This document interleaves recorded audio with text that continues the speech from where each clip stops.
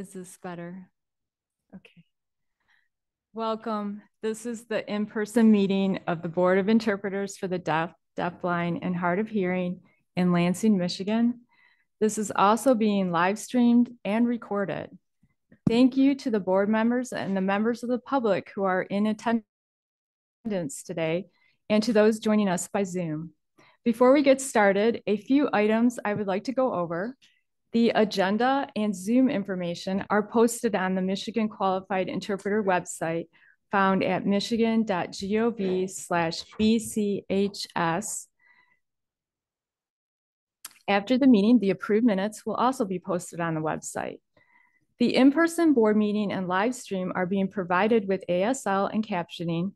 People with disabilities requiring additional accommodations to participate in the meeting can email Laura-BCHS-qualified-interpreter@michigan.gov.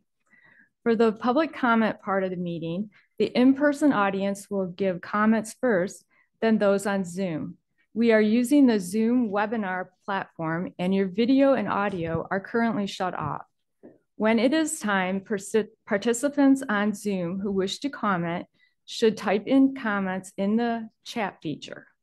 If you wish to be on camera, click the icon at the bottom of the screen to raise your hand, and then we will recognize you and ask you to turn your video and audio on. Additionally, board members and department staff are not permitted to respond to public comments. Public comments are limited to 3 minutes, please.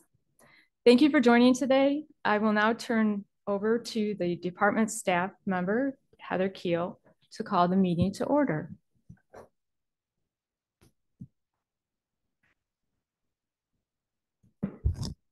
Good morning, everyone. It is 10:13 a.m.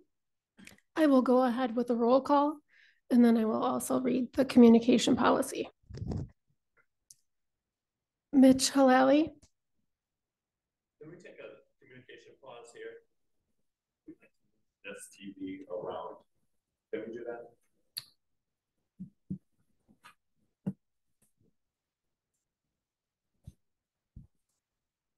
So yeah. The front row can see that. Yeah.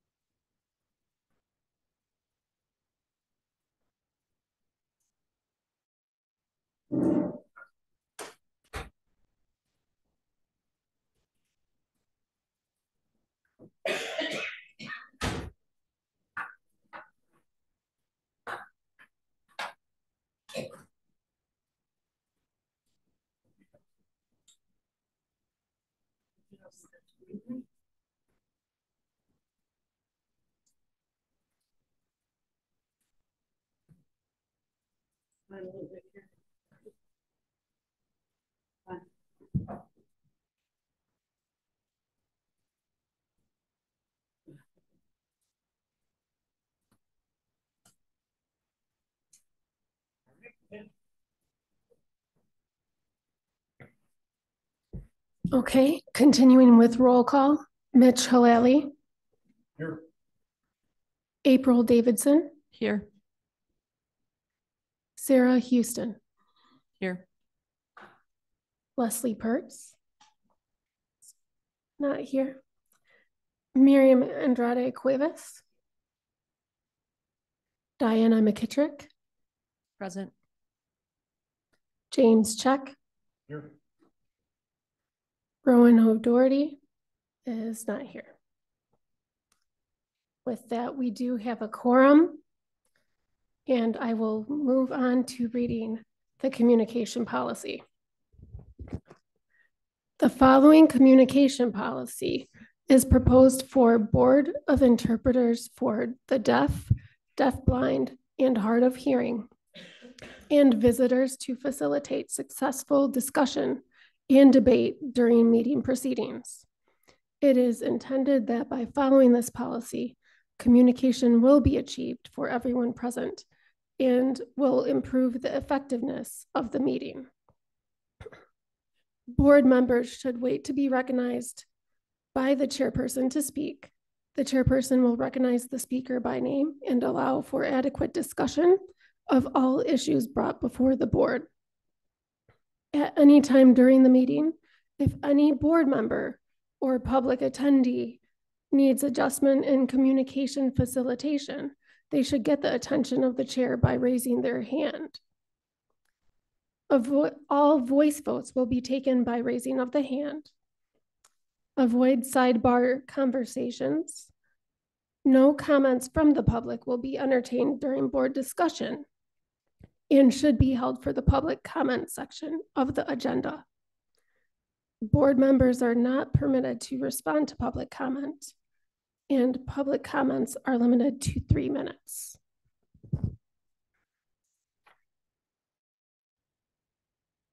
With that, I'm going to move on to agenda item number 3, approval of agenda.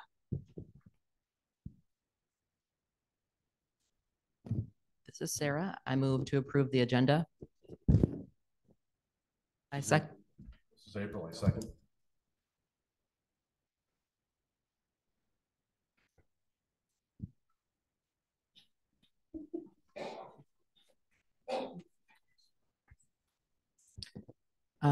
This is Sarah. I moved and then April has seconded. So all in favor? Aye. The agenda is approved.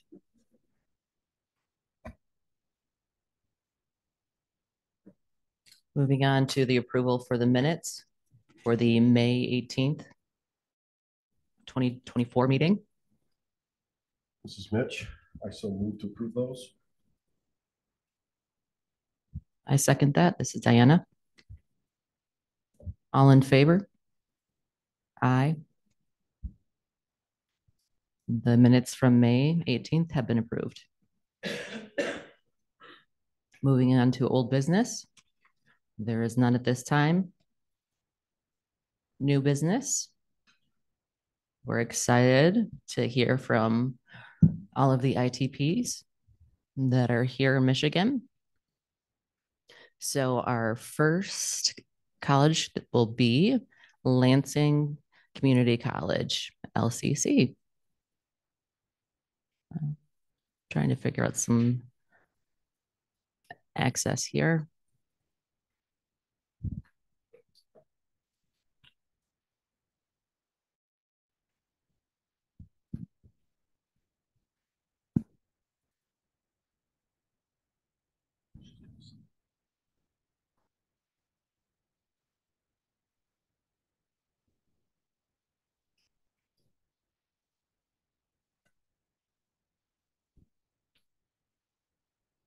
Everyone see me?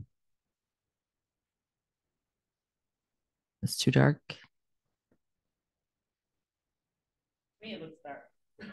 This is Sarah. I believe it's too dark. Is that something we can work on? Lighting on April. The lighting on the podium.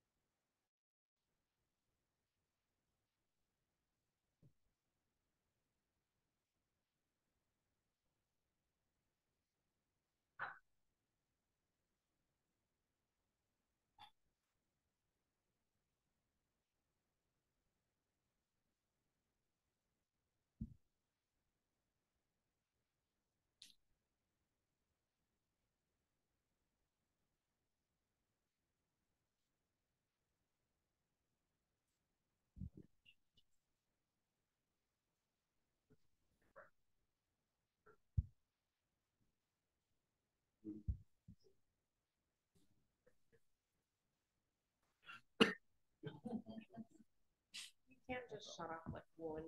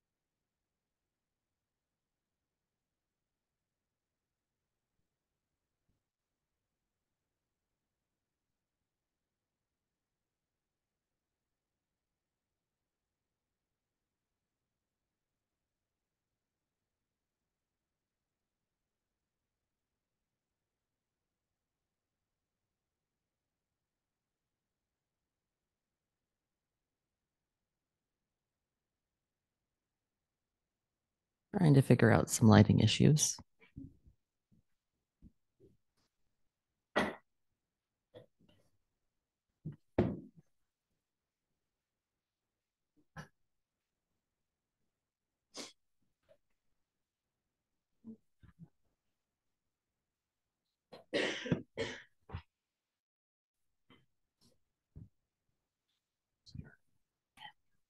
Are we ready? Okay. The board had asked every ITP to come out and answer multiple questions. First, let's give an overview of what a program at LCC looks like. We have almost, oh, that's beautiful.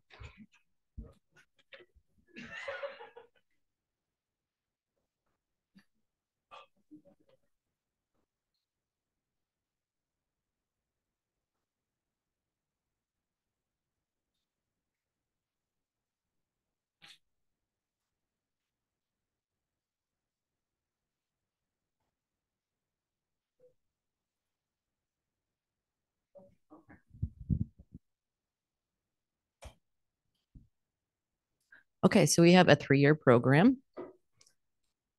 The first is the ASL core classes, plus the culture classes as well, the basics. That's the first year.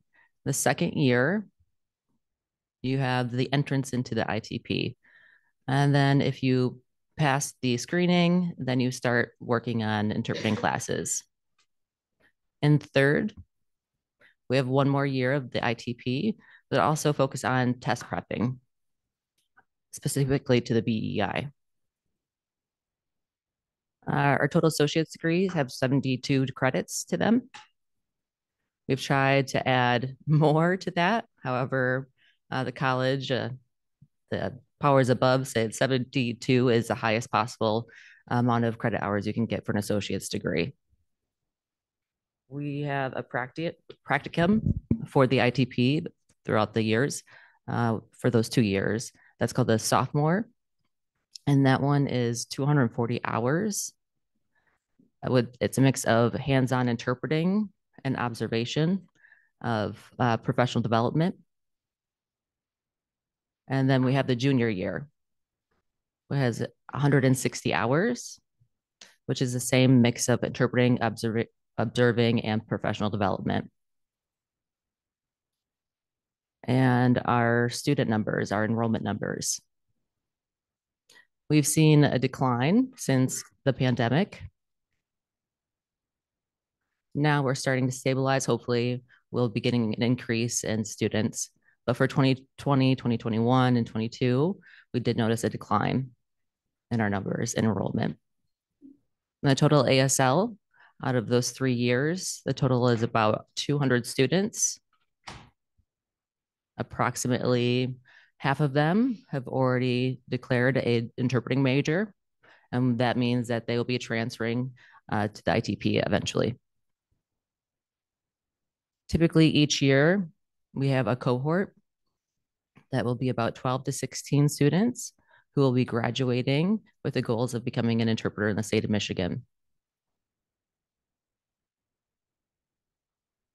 our articulation as far as our transfer agreements. We have a few of those. First of all, we have GRC, and that will have students transfer to us, meaning that the students on the west side of the state can take all of their ASL courses there at the Grand Rapids Community College and then transfer to LCC. And during our summer program, we have they'll come through and then start the ITP. And that planned, we try to do that with other colleges as far as ones that teach ASL throughout the state. We're having conversations with a few others as well. For our students who graduated from LCC who wanted to transfer out for a bachelor's degree, we have 2 partnerships. Most of them can transfer to another college or university.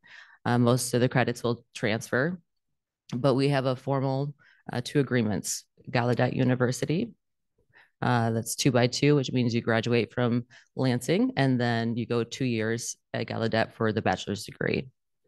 And then Siena Heights, that university is 3+1, meaning 3 years at Lansing Community College. You have to graduate from the ITP, and then you're able to transfer to Siena and do a 1-year program. And your bachelor's will still say sign language interpreting.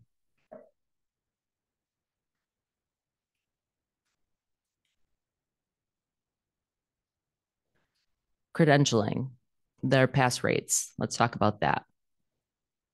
So we tried to follow the students and try to keep up with them to see if they passed or if they failed and which credentials that they have currently and what they've tried and what their goals are. And when it's a student, you have a student in front of you, it's easy to have conversations with them, but once they've graduated, sometimes it's hard to find them out in the field. So we do have a spreadsheet of where we try to keep updates in the best way possible. We'll watch Facebook, we'll check the database and try to have conversations. And on occasion, we will email the graduates and ask for updates on where they're at. If they fail, they typically don't respond. So we can't assume, however, we do our best with what information we have available to us. With knowing that, we do have some numbers. Let me back up here.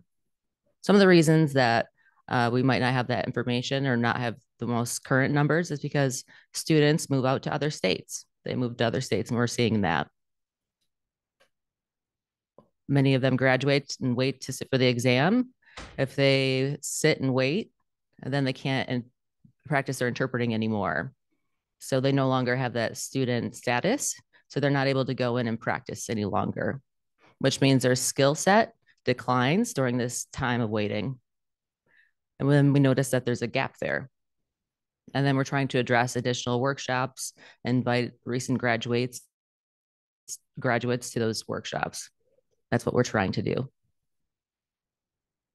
Currently, we're seeing a lot of students since the pandemic are experiencing a lot of anxiety, meaning test anxiety is definitely increased, or they might be resistant into going into taking the BEI or the EIPA.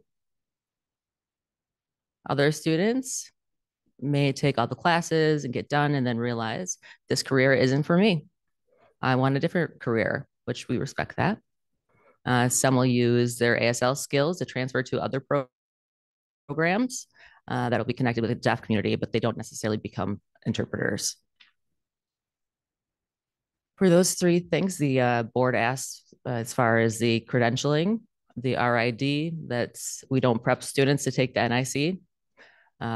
They would not be ready for that. We say eventually they should work on taking workshops, doing practice, but they're not ready for the NIC to sit for that. And the BEI, that's where we put our focus on. Our classes, our assessments, everything that we do, our model is based upon the BEI. And so we try to keep the numbers as far as that goes for the BEI. For 1 year after graduation, most students, about 30 to 35%, will pass the BEI, the basic. We've done some research to see that matches the state numbers and what our numbers versus Texas are, which is about the same percentages as well. And the EIPA, We don't necessarily encourage students to start working in the K-12 environment. However, we do encourage them to take the EIPA because it's a test that will provide feedback so they can look at the information. So that's good information for a student to have and where they can improve their skills. And that tends to be about 30 to 40% that will get certified for a 4.0 or above. The question as far as where are students from? You were curious if they were coming from Michigan, or out of state. Typically they come from Michigan. They don't typically transfer from out of state to take classes at LCC. So when we talk to students about Michigan interpreting rules, and we teach those, we do teach them in a lot of our classes, and we show them the chart. We show them a standard chart about different scenarios. We talk about situations, if you should accept a job or not, or if you're qualified for it, what questions to ask for the hiring entity or the agency. A lot of our classes include that information and that content.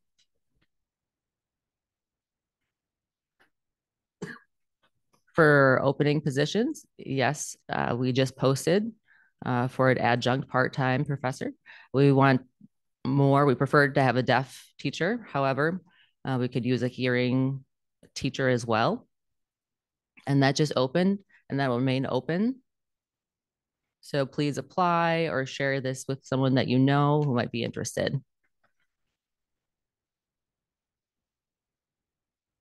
I think that's it for me. Is there any questions from the board?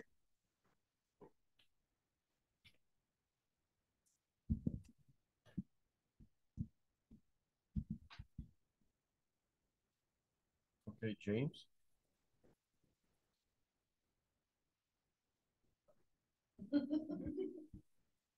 I have two questions. The first one is, if I'm right, you gave some numbers. It said for the 3 years, when you go in the first year, you take the ASL classes, there's about 200 students enrolled there. Half of those will go into the interpreter training program, so about 100.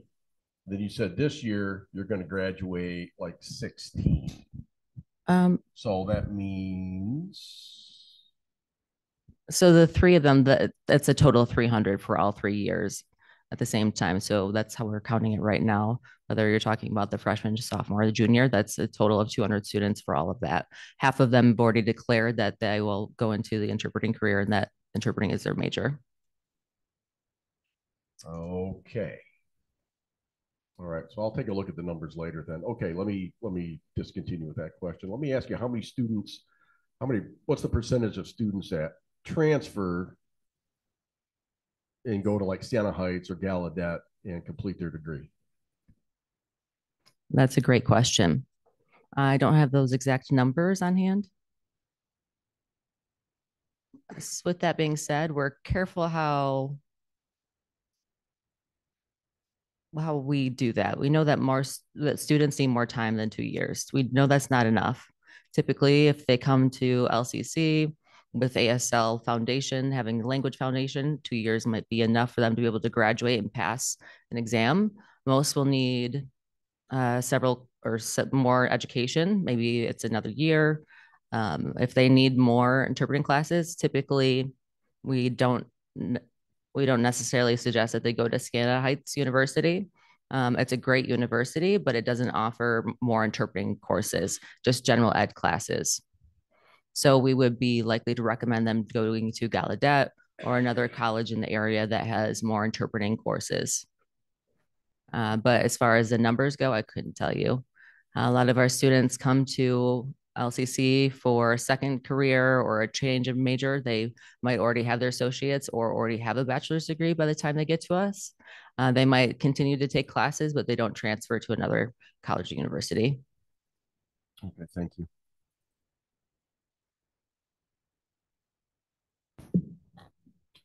Good morning, this is Miriam. Just to confirm, similar to James' question, 16 students finalize or graduate the 3-year program. Okay. Are the classes available only in person, or is there any virtual?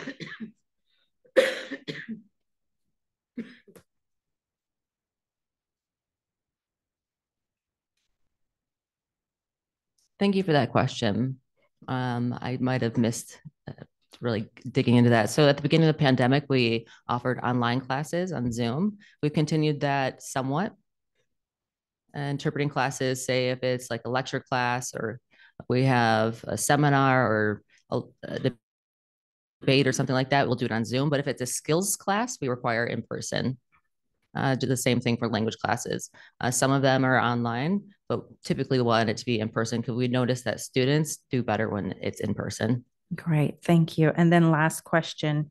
Does LCC have any partnerships with schools, hospitals, on internships, or like what channels are being opened for the students after graduation in connection to the different segments of community, such as, hospitals and the legal and school system? Thank you.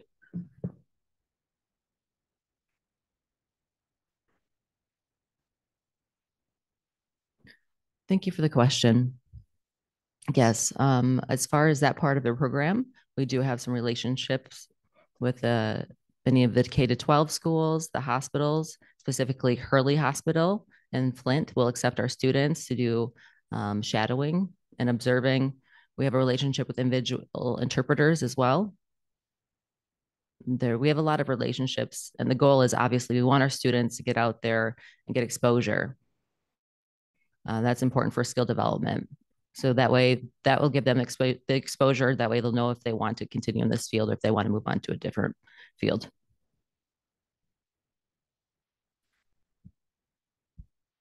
Yes, this is Diana. I have one more question. So your students, are they taking the test of English proficiency? And is there a high percentage that are passing, or is it the 30%? What does that look like? This is April. That's a good question. When we first did the practice TEP, we offered 2 to 3 different times during those 3 years where they could take a practice test, because we did notice that that was a struggle for quite a few students, that specific English test. So I would say about 50% will pass the first time taking it. That's one reason why we asked for new rules. So it's saying explicitly that you don't need an associate's degree in order to sit for that.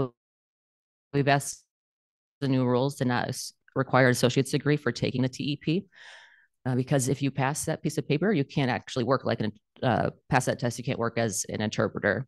But if they wait until they graduate to take the TEP and they fail, they have to wait another 6 months in order to take it again. And that 6 months, they won't be able to work. They won't be able to practice. They won't be able to do hands-on skills. They might be able to take more courses, but it puts them in a hard spot. And so, yes, typically around 50% will pass the first time taking it.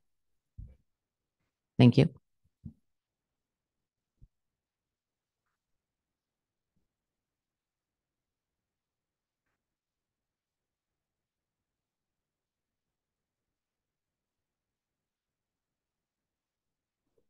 Hello.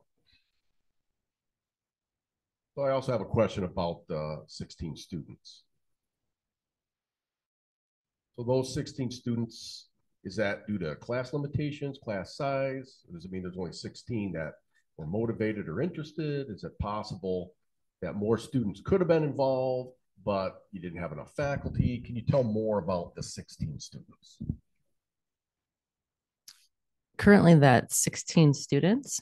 That's just the number of interested students and that are interested who've passed the screening. Do we want more students? Of course. Do we want more staff? Yes. As we know, we're having a hard time. We need more staff in order to teach more students, but we need more students in order to justify more staff. So we just decreased our class sizes, which means students, we used to have a limit of 25 students. Currently for the ITP is 14 students per class. For ASL classes, that is, or ASL is 18 students. And we're trying to make these class sizes smaller, but we have to get staff on hand for that. We always want more students and we always want more faculty. Okay, so great. I like the concept of the class size being a little bit smaller. It means there's more face time, one-on-one, to get more attention to the students. But I'm curious about your recruitment. So, I mean, it seems like if you say you have many students, like 200 in total, but then we have the 16, it appears that many students just are not interested in becoming interpreters, which I get. But are you going to local high schools? Are you doing any type of recruitment activities? Yes, that's a great question. Yes, we are going to a variety of high schools if they're having, or the county rather, say they have a career fair or job fair. We'll go out and set a booth and have conversations. That will happen. As far as recruiting ASL students, some are just curious and want to learn the language itself. They might already have another major, but they want to take a sign classes to have additional skills. Honestly, the ones who want to become an interpreter, it might be what we're hearing is the language is beautiful, or they see an interpreter and I want to be like that interpreter. But when it comes into the reality of interpreting, it's not easy.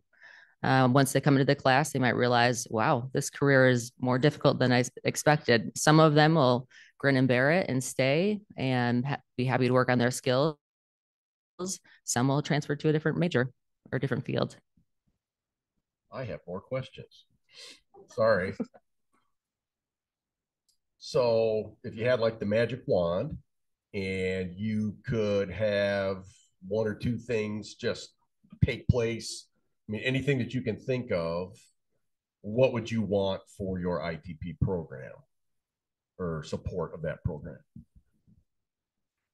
That's an easy answer. First of all, more deaf engagement. We need more deaf educators. We just did a new mentorship program where we can bring in deaf paid mentors to engage in a variety of scenarios to support students. That's been nice, but we need more deaf involvement. That's a barrier that we're trying to address. And then secondly, I would say more partnerships with the community as far as the intern part. Yes, we have a lot of relationships currently, but we could always use more connections. So I would say those two, if I had a magic wand, that would be it. And I'm curious, do you know of any other ITPs that you would look at them and say, wow, that is a fantastic ITP, that is world class. I want our ITP to be just like that one. Which program would you say that would be? First, I would say four-year program. However, oddly enough, because I'm in grad school, one of my cohort students, or one of my cohort peers, works in an ITP in Utah. And it seems like they have a robust, high passing rate, but they have a lot of CDIs, certified deaf interpreters, that are engaged in that program. And they also have their own testing. So they have a practice certification. It's not called a practice certification, but it's like a preliminary certification where they can go work with an experienced interpreter to improve their skills. And that's our program. From our perspective, looking in, it seems like it's robust, but we're still doing some research and taking a look at other places as well. Go ahead, Diana. This is Diana. I have a question for you. So as far as your curriculum, do you have any other part of your curriculum that has to do with DIs as far as deaf people wanting to become interpreters? Is that included in your curriculum? Unfortunately, no. We need more deaf engagement. Then we would love to be able to offer that. We do change our we did change our ASL curriculum. We use TWA, which is called True Way ASL. It's a fully deaf ran business, all deaf videos, and we're trying to incorporate that. That's how we're trying to incorporate more deaf people currently. But as far as the DEI program, what you're talking about, unfortunately, we do not have that. Just one more, I promise. Okay, so one more question. I am curious for interpreter education in that field, what is the hot topic, the popular discussion going on right now in the field?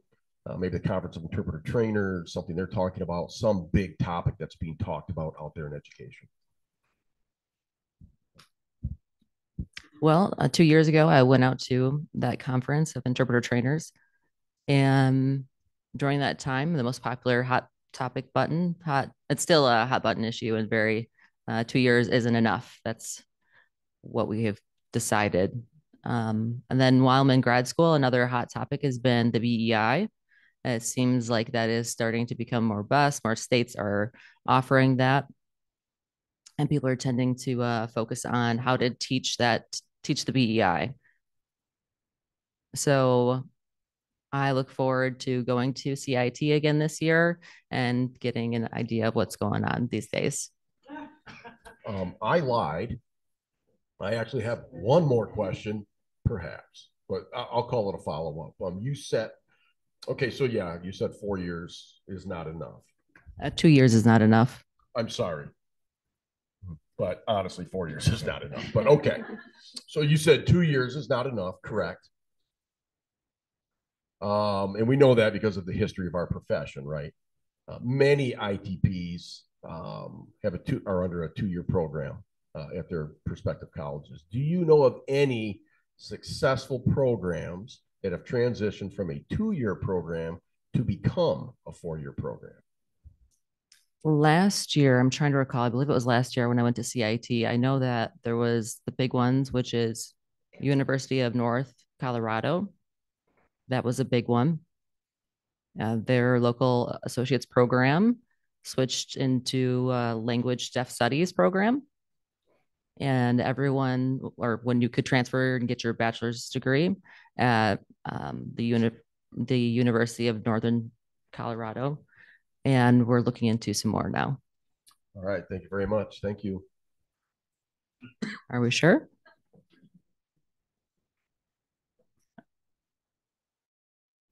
You can't lie twice, Mitch. This is Sarah.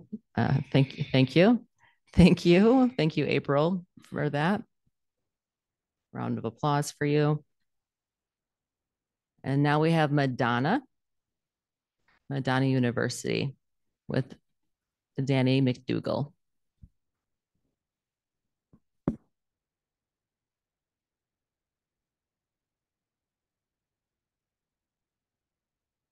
I'm not sure. Should I glasses on, glasses off? I don't know. Can I see? Thank you for the opportunity to have this dialogue with you about the interpreter training program, the IEP, ITP. There's many universities that are similar to what's going on at LCC. And so we appreciate April for her presentation. A lot of similar experiences. Madonna University, our university developed our ITP back in 1975. At the same time, we made a commitment to the deaf community that we would try to involve deaf people and students on campus as well. Our program offers 3 degrees currently under one department called Sign Language Studies. The first is a bachelor's degree. The second is a bachelor's degree in Deaf Community Studies. And the third is an ASL education degree, meaning those individuals would have a goal of teaching in K through 12. Also, we recently established a deaf education master's program.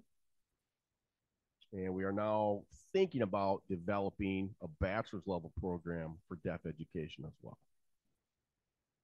Every one of our majors, it doesn't matter which major it is, everything is based on the idea or the concept that language is a human right. So that would mean that our students, let's say they're looking at a bachelor's degree, they would need 120 credits to earn their bachelor's. And how our interpreter for our interpreter training track, it's 60 credits. In the 60 credit framework, that's over 4 years. The first year and the second year would focus on ASL. Students would start the interpreter training portion in their third year. But students would also, if they continue, they would continue to learn ASL along the way as well. We're requiring 4 years of ASL studies altogether, and we call that the ASL core. We believe that it's very important for a person to have skills in both languages before they become an interpreter student. Students in years 1 and 2, after they finish year 2, they must apply again to the interpreter program. Students must have a GPA of at least 3.0 to be allowed into the interpreter program. Plus, they also have to have interviews with staff, deaf staff and faculty, have their skills reviewed, and also have reviewed how they feel about their attitude, how they approach life, how they're, you know, maybe they're a good match for interpreting. Maybe based on those interviews, they're not a good match. So we try to weed out students that would not be a good match as interpreters. Faculty-wise, we have 4 full-time faculty. 2 are deaf, 2 are hearing. The deaf tend to focus on teaching ASL, but they're also involved in some of the teaching of the interpreting practices. The 2 hearing faculty tend to teach interpreting, and they also have other duties as well. When I'm teaching interpreting, I'm also a chair. So half the time I'm doing chair things that a chairperson would do. And then the other person, hearing person, is full-time teaching interpreting. And also doing some interpreting in the department. We have deaf faculty who work as interpreters for them as well.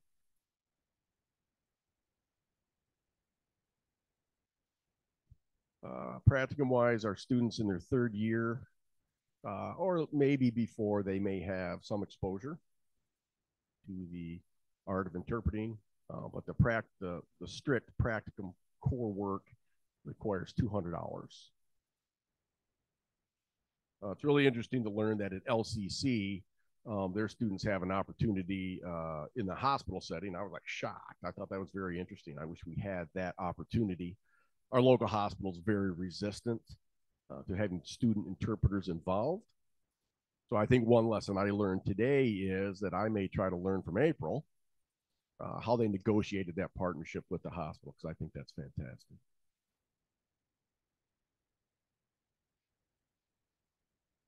Currently in our program, we don't specifically teach to the BEI or the NIC or the EIPA. We kind of have a neutral stance towards those tests. We recognize them all, but we have full coursework that teaches parts of those tests. But right now, we are a test site for the NIC,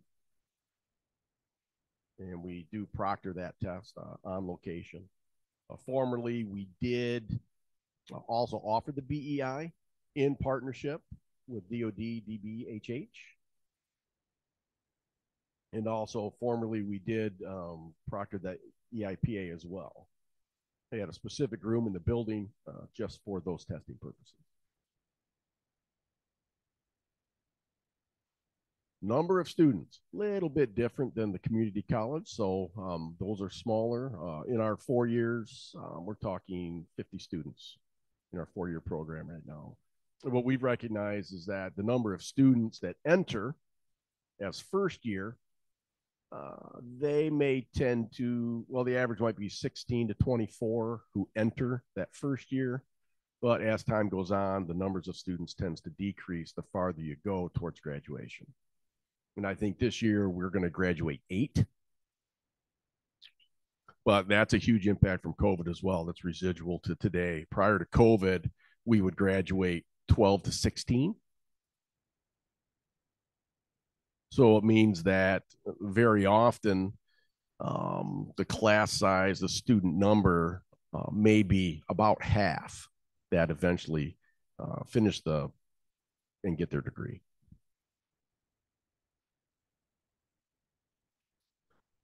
We do have an agreement, a partnership with other institutions. Schoolcraft College means that students can go there to both colleges at the same time, ours and Schoolcraft. They can enroll there. They can start in their education there at the community college level, and then they can take our ASL courses simultaneously. Very often, if a student transfers to Madonna University, their ASL skills are, they can't immediately begin their third year coursework. So we have to evaluate the students and place them in the appropriate coursework for ASL where they fit. Certification numbers, much like April, the state really doesn't inform us.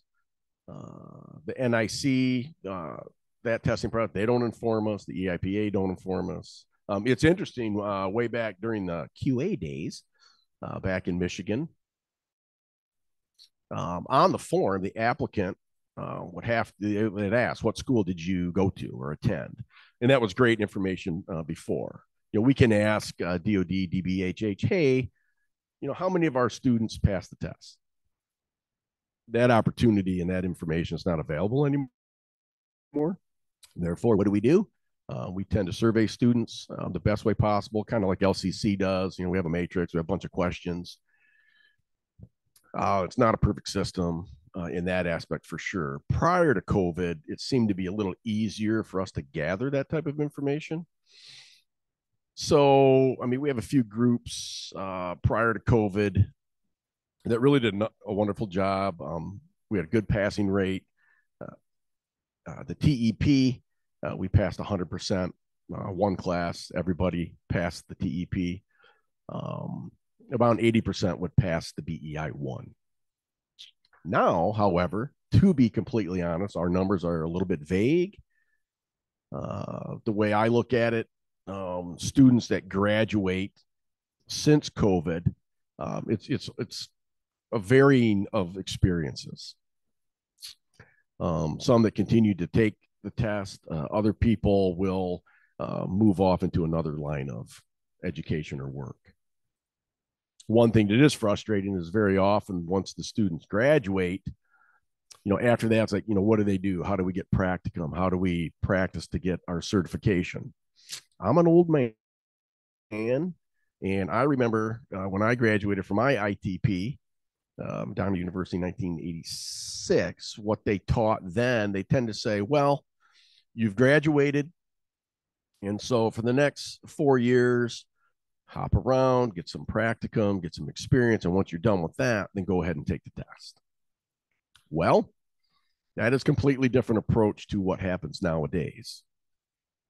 And that's really one big problem for us. You know, students graduate, what do they do right after graduation? There's no opportunities to get any live type of on-the-job training.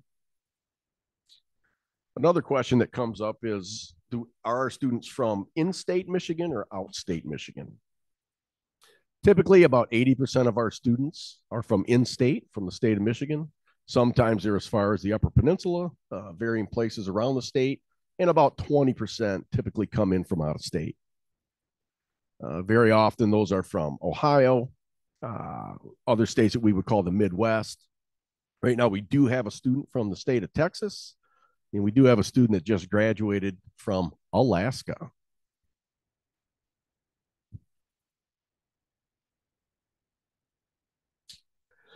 We do not have any available open positions at this time, so I apologize for that. And lastly, a question they asked is, you know, is there any more information that you wanted to add? And I do have a few, if the board will indulge me.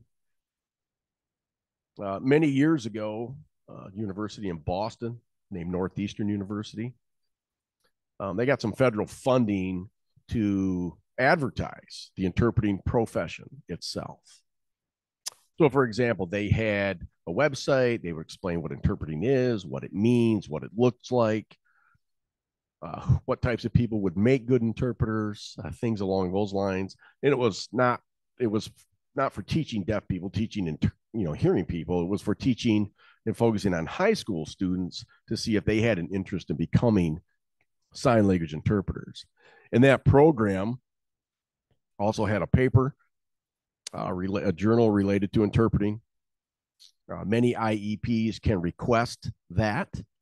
Hey, give me 500 of those brochures and we could disseminate those. And I think that our profession needs some advertisement, like nurses, like educators. Sometimes we require advertising about specific professions, public specific things that are needed in a specific profession. We've also noticed recently that there's an issue with students who, once they come in, many of them have English skill proficiency issues. And very often we tend to focus just on American Sign Language skills in the IEP.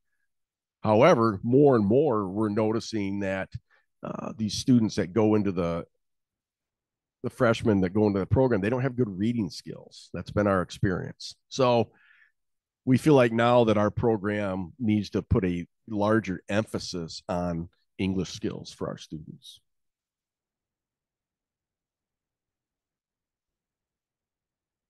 We also know, just like was mentioned about 2 years not being enough, but someone said, yeah, 4 years isn't enough. I agree. I agree with that. 4 years is not enough to build an interpreter. I think 2 years ago, the Conference of Interpreter Training, CIT, they established a committee to take a look at how do we improve the teaching process. And one of the things they found that they came forward with is that maybe we need a 6-year degree. We teach ASL for 4 years, and then the 5th and 6th year, we teach interpreting.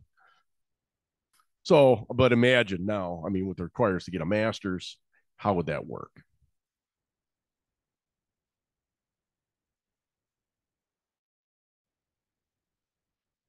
And finally, again, I just think it's very important for us to have opportunities for students who graduate to be able to practice their craft. And also, we need to advertise our profession more. And if anyone has any questions, I'd be open to them.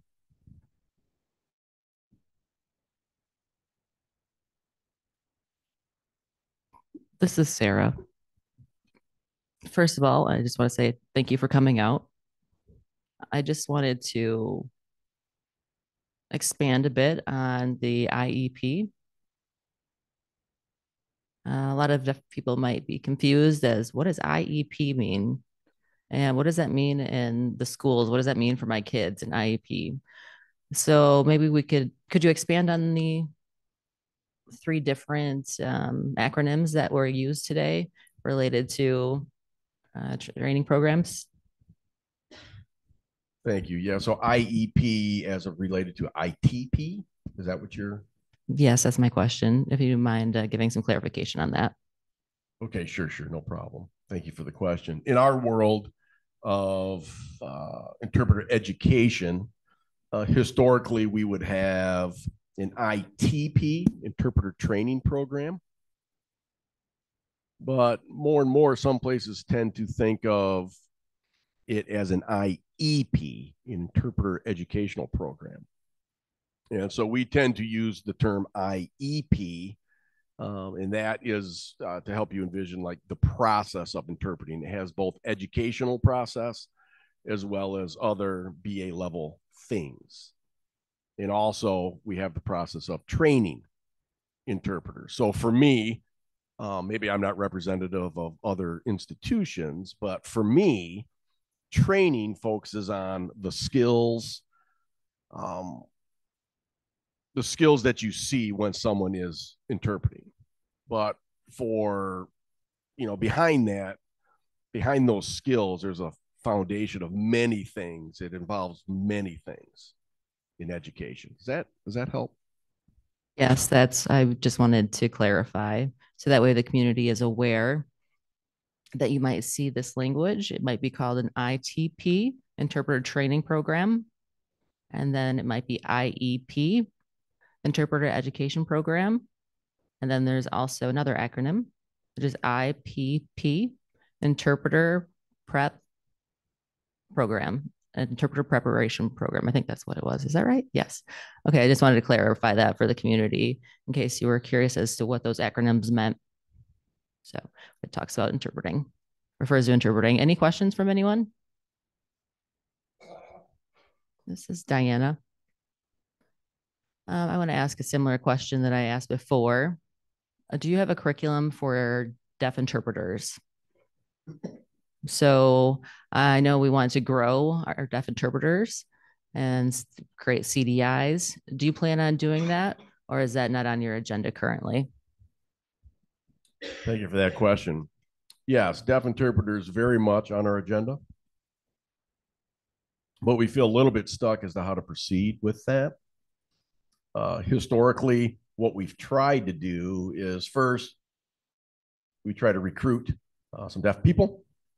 And if we try to build a separate program, for DIs first, the university will expect that if we establish a program that we will immediately have a minimum of 9 students.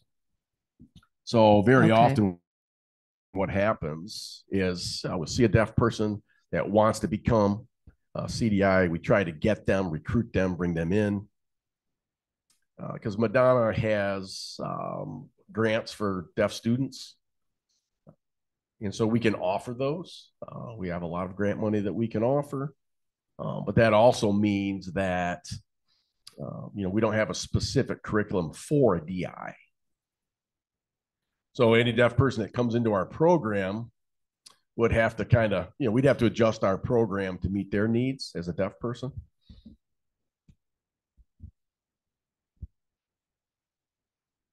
Any more questions? Oh, this is Mitch. Of course, I have questions.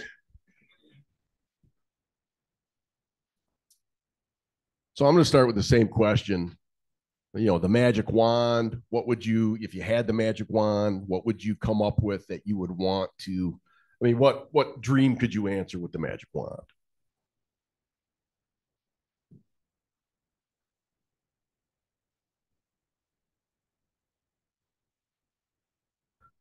So when you have magic wands, you tend to focus on one thing, right? Zap, change one thing, make it better. I do feel a little bit at an impasse because I need like a lot of wands. I need a lot of magic wands to change some things. It's complex. It's not simple.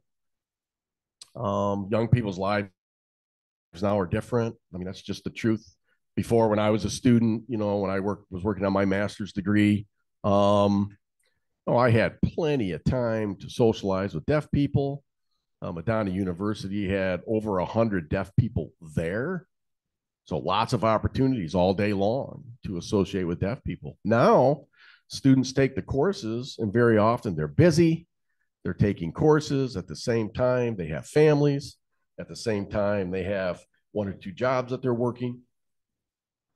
And I think, I would magic wand that where students, their lives were simpler. In the past, when I was a student, Deaf Club was open. There were deaf clubs. Back then, deaf people would congregate together, hang out. It was a lot easier for a student to go to one place and try to, join in and get some practicum. So I wish I could, magic wand on the Deaf Club and make that open again. The laws in Michigan are awesome. When you travel to other states, people look at Michigan and go, wow, that interpreter law really has a good impact, positive impact on deaf people. But at the same time, there are some consequences. It means that, well, for example, in the past, when the law was passed, it didn't say anything about practicum. Therefore, DOD, DBHH had to establish like a memorandum of agreement between LCC, Mott, Madonna University, and we all had to agree, how we would behave when it came to practicum. And that law didn't say anything about once you graduate, what do you do after that? You know, is there an apprenticeship opportunity? There isn't. So I wish I could, you know, zap those two things and make them better in the law. And then I think, for us, number one, we need the deaf to lead things. Right now, you know, I'm chair of language studies program at Madonna, the only BA program in the state of Michigan, and I'm a hearing guy. So I think the next year should not be a hearing guy. And also, I think that we really need just a lot more opportunities for the deaf community to be involved in the process. And it's interesting, if I can add,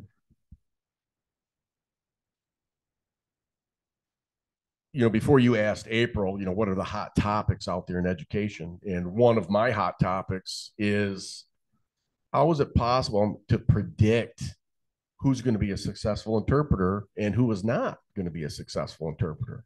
I wish we could do that. Look at the student and go, oh yeah, you're going to be great. You're going to do fine. You know, but we don't have that ability. Yeah, it's very fuzzy who's going to be good. You know, I did some research in the past related to that, some cognitive research regarding students. And one of the things that we found, the top three predictors were, first, this is odd, yet interesting, that particular student, the first time you give them interpreting work, maybe it's a videotape, if they do okay, then they'll tend to do better. They'll tend to graduate. If they're like all freaked out and don't do well and it's not a great experience, then they typically won't do well in the program. Second predictor is how much practice. You know, the more practice, the better the interpreter will be. The more practice, the more successful they tend to be in getting certified. And then the third is risk takers. Because I think you're learning a second language. That's a risk, right? You're taking a risk doing that. That's bold. Not all students have that. This is James. Thank you. So as far as your after graduation, for students who can't pass the exam, do you make resources and videos perhaps, or anything that your students can tap in at home in order to maintain their practice and make sure that they're like actual quality material once they're completed with graduation or during that 4 years? Is that when they have to maximize their resources? And if they don't pass this exam, are they still able to use those resources that have been given to them, that material, as far as that getting that practice in? Oh, thank you, James. I wish I had another magic wand. Capitalism. We do think about students who graduate, you know, what are they going to do post-graduation? And very often we try to offer, hey, you can come back, take classes. You can join our workshops for free. We sometimes throughout the summer will set up some informal study groups that they're accessible for them, you know. But if I tell my boss, hey, we're offering a bunch of free stuff, they say no. So very often, any type of university or community college, whether it be LCC, Mott, or us, or OCC, there's pressure, right? There's pressure related to budget, and offering free things typically don't happen.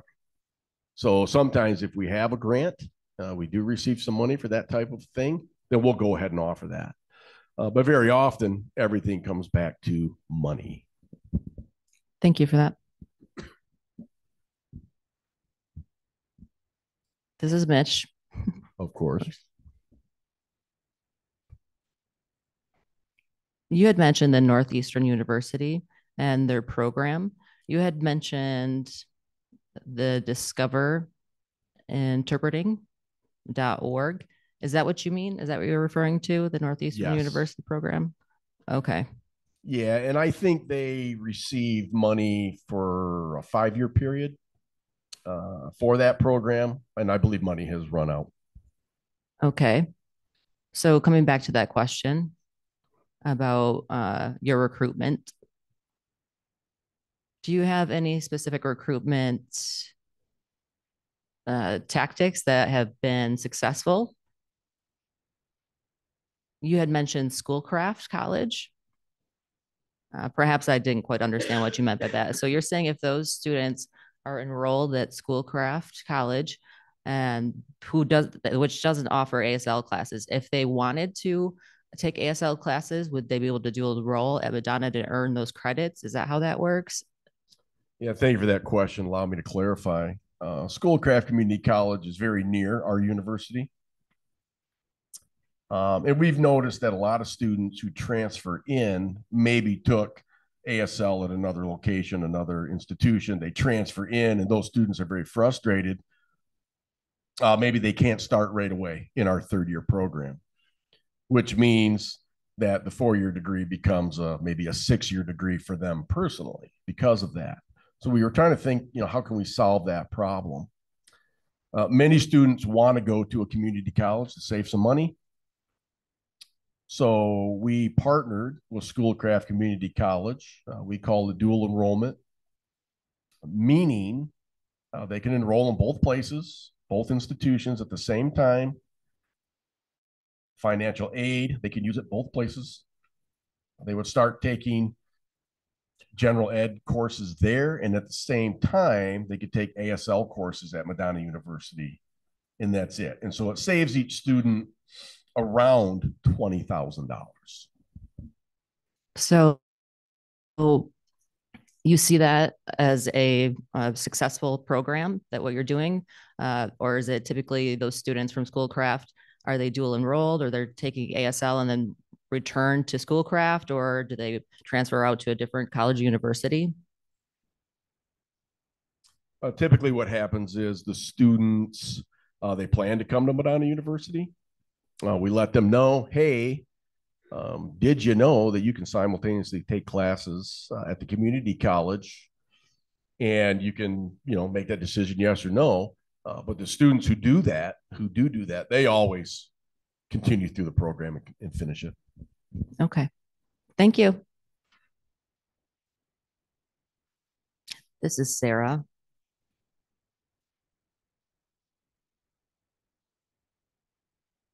So coming back to the recruitment piece, do you have any relationships with perhaps a local school, a local high school, where perhaps they have a deaf program that's deaf focused, perhaps going in there and having conversations with the ASL classes that are offered there? Do you have anything as far as that relationship from recruiting that pipeline from high school into the university or taking ASL courses? Thank you for that question. Yes, currently, beginning last year and continuing to this year, we are starting to have those discussions with local high schools about how can we connect with them and partner with them. There's a variety of models out there. Sometimes it might be that the high school itself they teach sign language, they have a sign language teacher. It's great. We're not involved, but maybe we can advertise to them. We can go visit them. We can encourage the students in those classes to come here.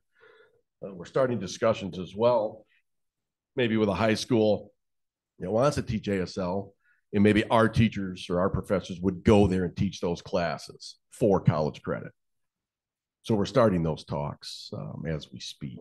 And then 2 years ago, we did have an agreement with Detroit Public Schools, that district, because they wanted to establish an ASL instruction program there in one of their schools. It's the same school where a lot of deaf kids attend. And we did help write a curriculum for that and get a program going for that. And honestly, right now, we wish, as we look at that school with all those deaf kids, we wish that we would have focused a little bit more on deaf education there. Because we set up a deaf education program ourselves. So we're trying to think about how, to better work with them in Detroit Public Schools.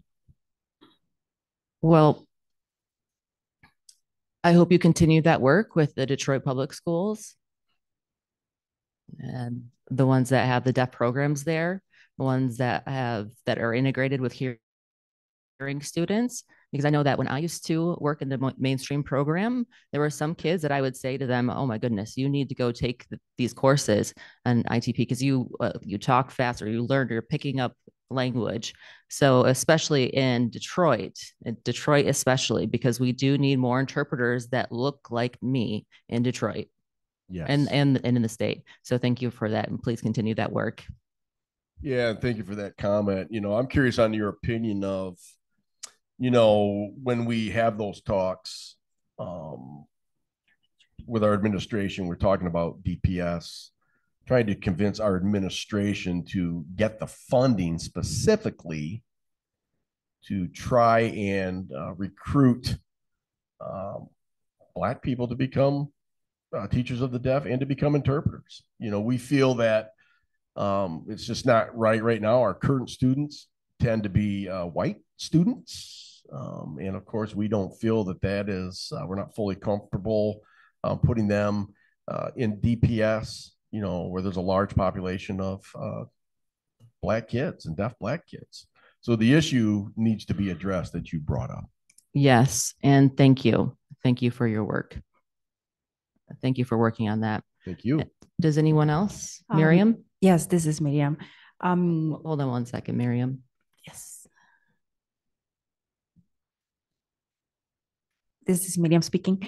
Along those lines, with having a program with Black students, therefore interpreters, hoping down the road, and the funding, sponsorships, asking for sponsorships to, any organization, right, in Detroit or, especially those that will benefit, hospitals. And so wondering if that would be a good idea. That way we're not scrambling for funds, right?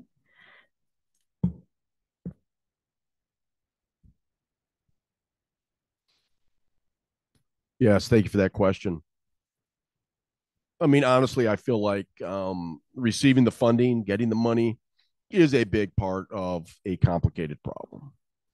So, because very often what happens is the university, they have people in the field that just raise funds. That's what they do. And then they have to juggle priorities, right? What to do with that funding.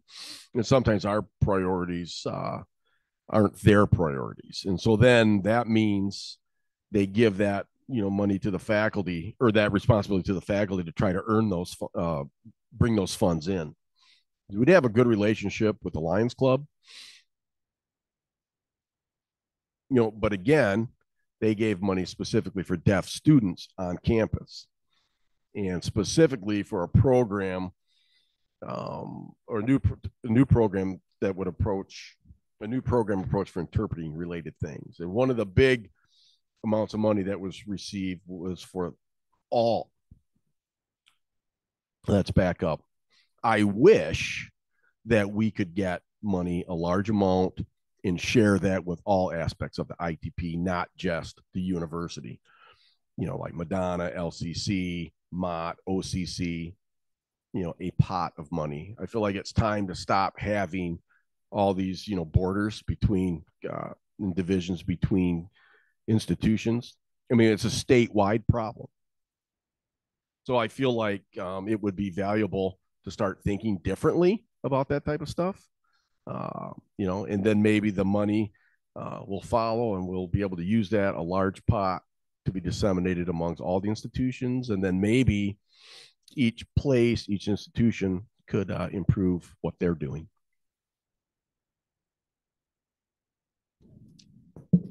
This is Miriam again. I say, sorry, I never wait. I say that to say that a lot of organizations are looking at their priorities, right? How do we increase representation within healthcare, within, the different systems in our community? So kind of putting their money where their mouth is. And just thinking if there's that specific program, I know of, other universities that, are trying to increase and promote, our Black population, our Latino population, and adolescents and high school and, college students to jump into healthcare career opportunities. So, if this was a program that Madonna lifts, or any other college, right, reaching out to the different healthcare systems for their commitment on this specific program, because we're trying to have representation, especially on the Detroit area. So. Yes, thank you so much. I will take that advice back to Madonna University. One thing that's happened recently this year is that my job has changed a little bit. And also I've become chair of world language at Madonna University. So right now, Madonna has language. We have English and Spanish only. And I'm curious about opportunities for trilingual interpreters as well, English, American Sign Language, and spoken Spanish. And I'm very curious about Arabic as well. English, ASL, and Arabic, trilingual. So I'm interested in both of those. Great. Excellent. This is Sarah. Okay. Thank you. Thank you for that. Thank you so much. Round of applause for you.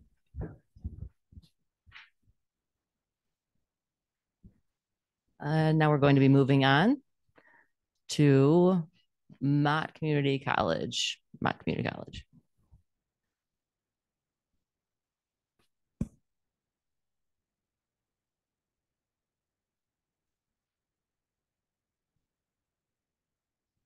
I forgot my glasses.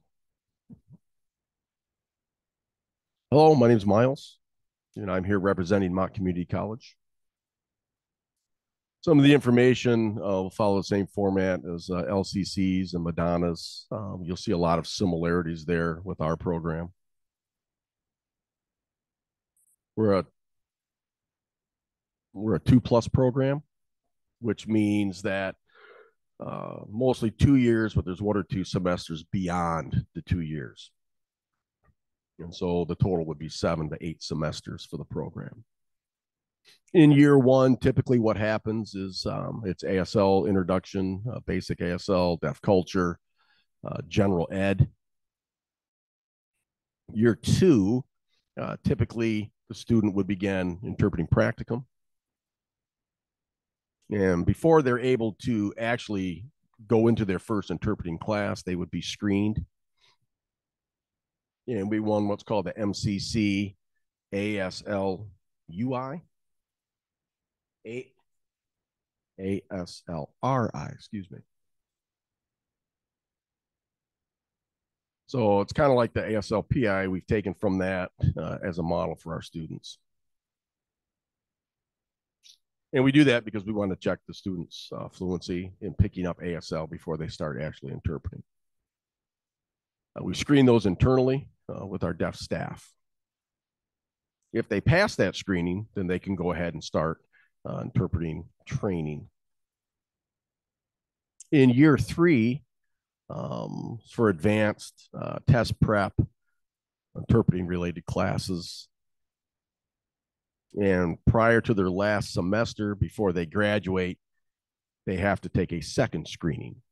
And in that screening, it's kind of like a mock BEI trial.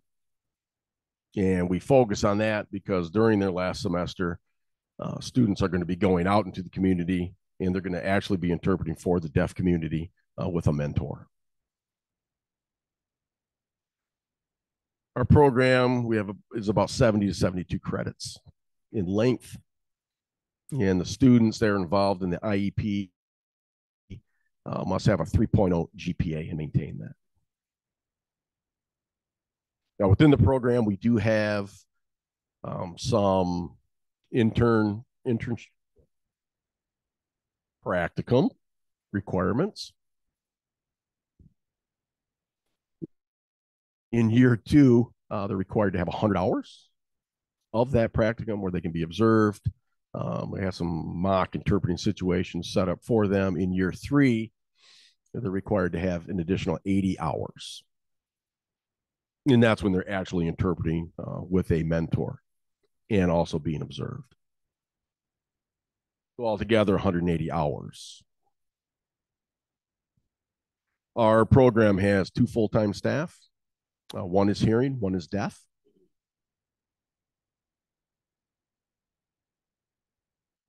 And we use a lot of adjunct faculty as well to support the classes. For the practicum, we do have many partnerships in the community. Fortunately, we currently have a grant that pays our mentors, hearing and deaf. And we collaborate with MSD, the Michigan School for the Deaf, Hurley Hospital,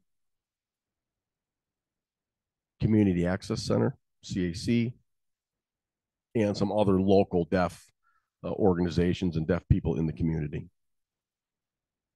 Fortunately, we're in Flint, so we have a strong deaf community to support us. There's many ways to help our students with the practicum and modeling, interpreting, etc. Student numbers wise, we typically see 75 to 80 students take ASL 1 each semester.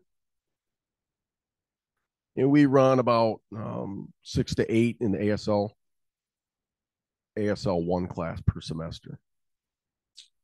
Why the high numbers in ASL 1 is because U of M Flint and also students at Mott Community College tend to take ASL 1 so they can transfer to other universities, and that class tends to satisfy their foreign language credit requirements.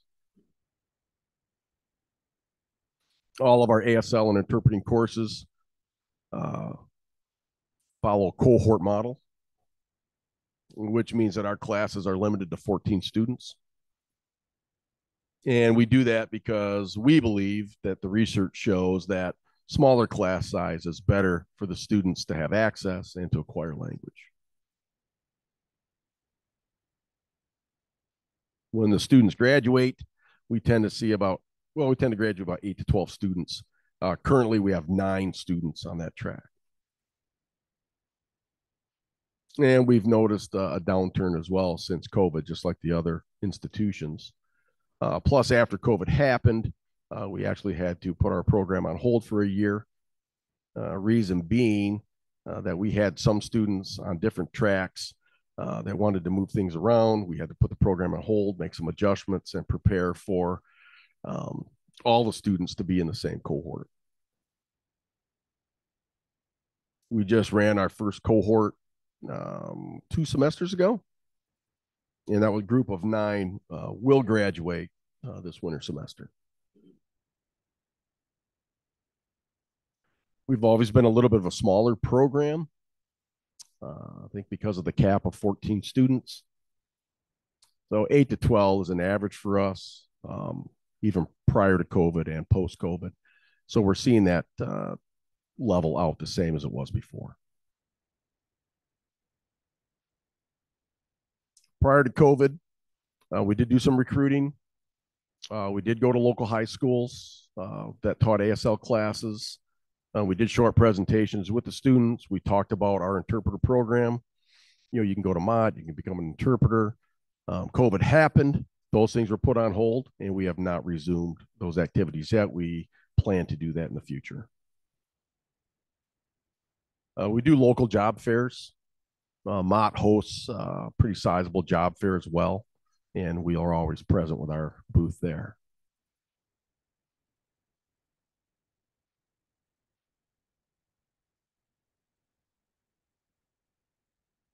We do have an articulation agreement,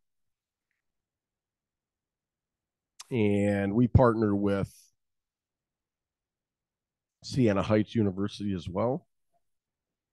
Same concept, the 3+1 that was mentioned earlier. And we did have an agreement with Gallaudet. We're reviewing that currently, trying to establish or reestablish that program. That would be a 2x2. We do partner with other local colleges. We try to, individually one-on-one find something that meets the students' needs for them to transfer. Some colleges do accept certain courses, some don't. We're somewhat flexible. We try to handle that on a case-by-case basis. For certifications, we do depend on the students to self-report. It's not great.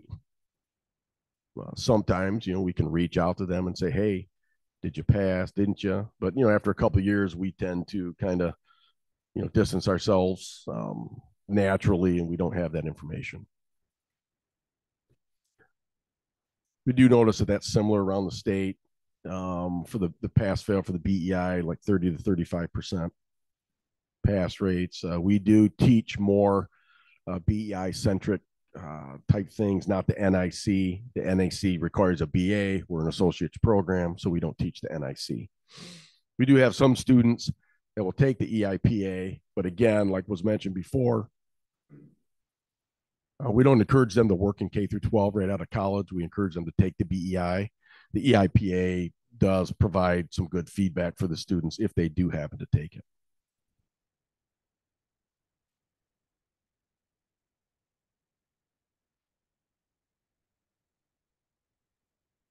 Most of our students do come from the state of Michigan, a lot from Genesee County, some from northern Michigan as well. It's really rare to have a student move in from out of state. We do include the rules and regs in our curriculum. Quite often they're referred to CPC as well. Certification process, standard level screening, all of those aspects we do include. We do have one class specifically that focuses on the certification prep, and that does touch on the BEI, the NIC, and the EIPA. And it provides some practicum opportunities for students to look at each one of those tests. We do have always have open positions. We're always looking for adjunct faculty. Deaf staff we really need. You have to have a master's to teach ASL 1 and 2, and that's so those credits will transfer to the university level. That's why a master's is required, but a bachelor's to teach 3, 4, and 5 in ASL. So we're always hiring. Please apply. And I think that is it, unless there are questions. This is James. That's all right. Don't forget about me. Just me sitting here over by myself. Thank you for your comments, your remarks. I just have one question for you. So I've been asking this about the institutions, this question. I have a different question. I've been asking a different question to each one, but I'm curious as far as Mott Community College. How does your program actually facilitate the connection between professional organizations, whether it's the National RID or state RID or Michigan Interpreters and Translators Network? So how do you connect that, or how do you foster that relationship between your students to engage into those programs that I've referred to in organizations?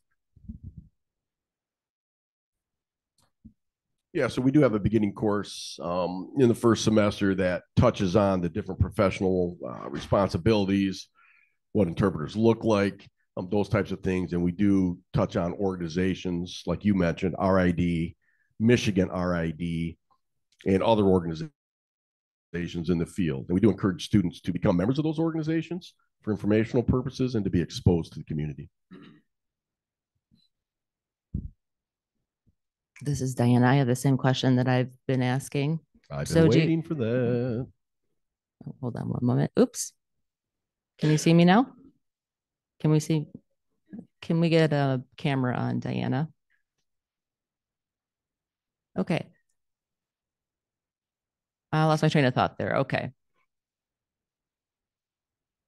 Do you have plans to introduce the DEI into your program, especially with Flint having large deaf population?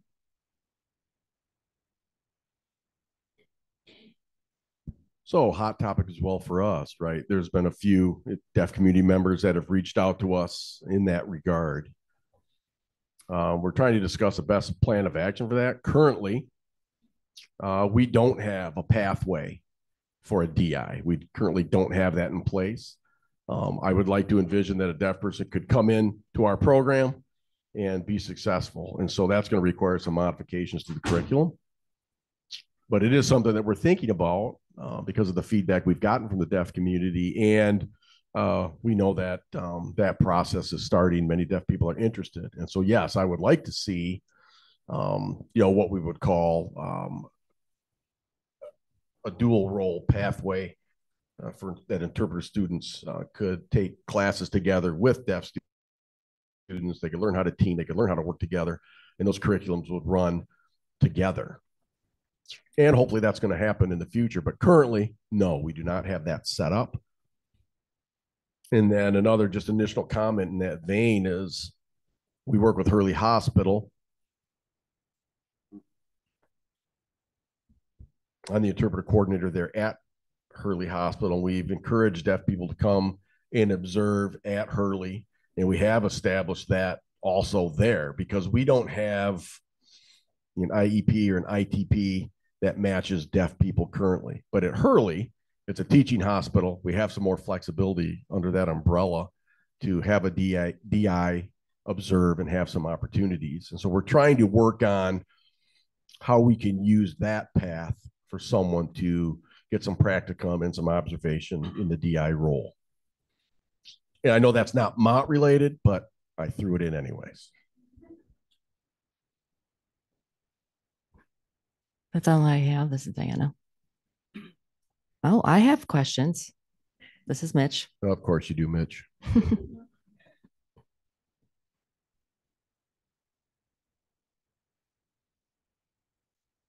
Hi, magic wand. What would you do if you had one? Magic wand, I think if it was possible with the support from the state, I would like to see the IEP, the TEP be required before graduation. Reason being that students can graduate the program and be ready to take the assigned performance test and not have to worry about the English part. If they fail that part, then the college can support the student to take the appropriate classes to pass that. And then they don't have to pay their own money.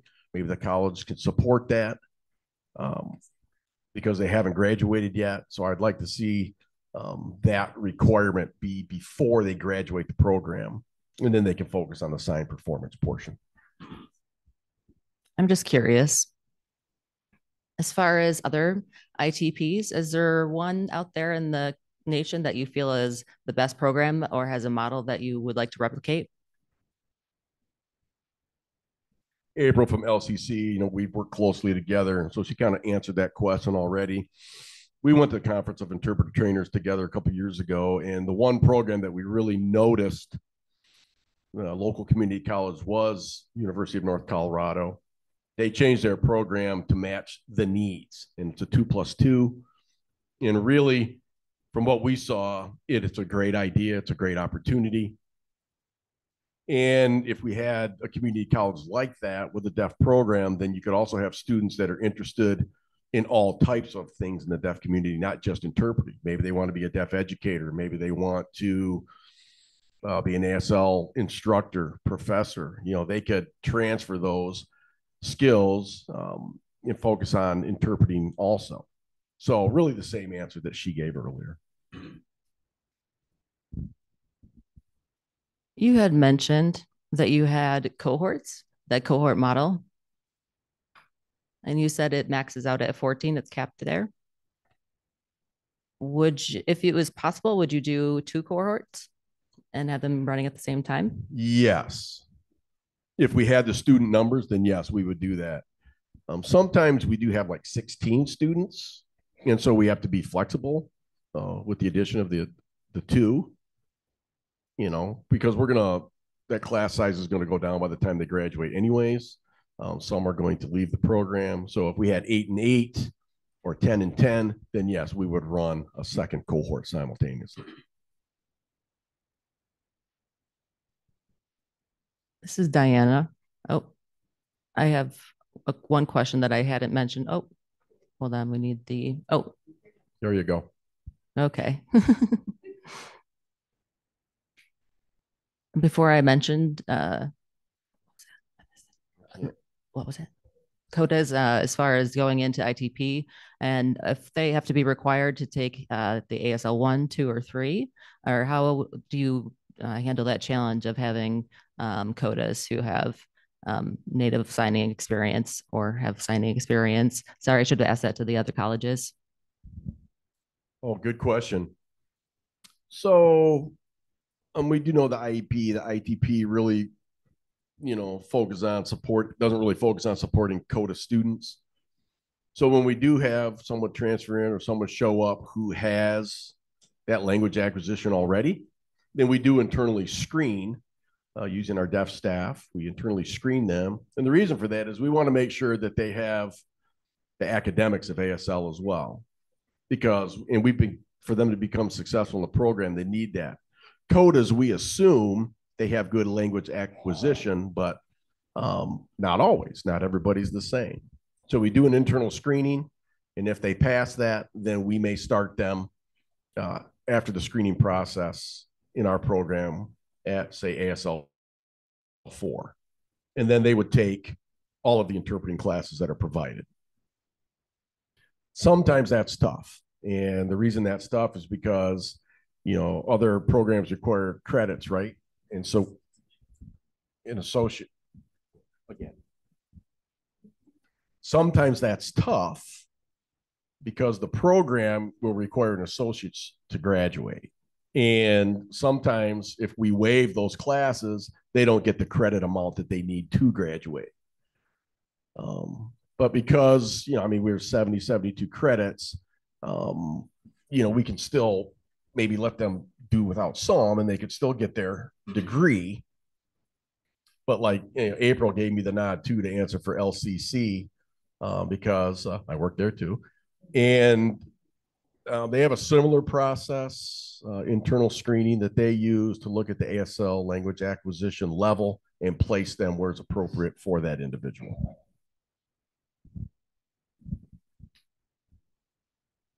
Anyone else have any more questions?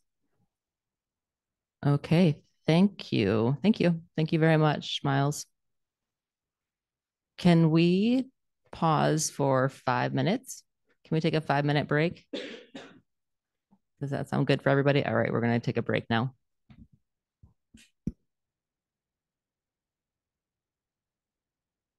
Which is OCC. And they're participating. Joanne is participating. Joanne Forbes. Sorry, I couldn't think. Yes, sorry. Sorry, Jojo. I know your name. Okay, they'll be connecting through Zoom. So if we could bring up.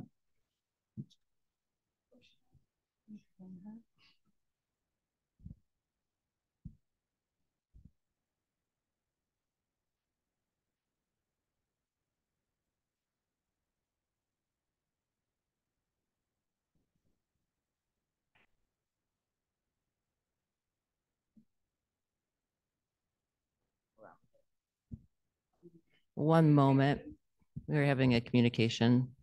Is there any way that is it? If not,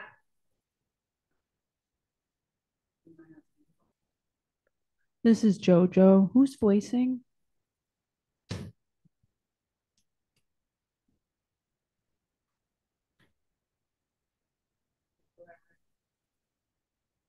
Yes.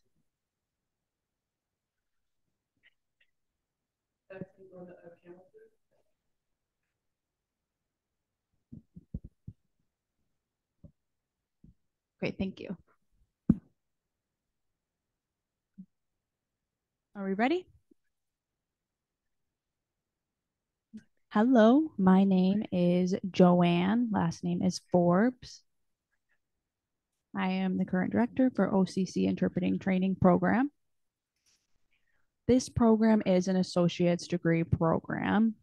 There are 63 credits. That's our minimum, with 2.5 years, with the understanding that a lot of students are doing more than 63 credits. They are wanting more classes. They have that motivation to take more classes. So every fall semester, we have a new cohort that started. That cohort stays together throughout 4 semesters. So during the first year, same as the other programs, as LCC, MOT, and so on, that first year really focuses on ASL core courses. And then the second year, we have lecture-based courses with interpreting plus interpreting courses. And then the third year is practicum and internships. We also offer a special topic courses like deaf-blind trainings. We have courses with that.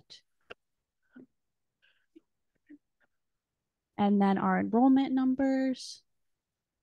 Are we okay? I just want to make sure. Are we good?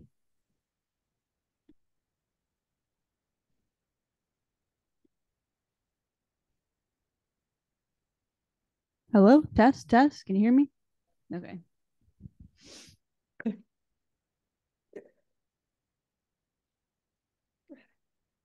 Should I go ahead? Okay. So our program on average has about 24 students in each cohort. With COVID, obviously an impact happened there, just like the other programs, we saw a downward trajectory. And now our cohort that's graduating this fall or in December, we have 11 students. This year's cohort for fall of 2025, 24, we are back to normal. We have the 24, 25 students.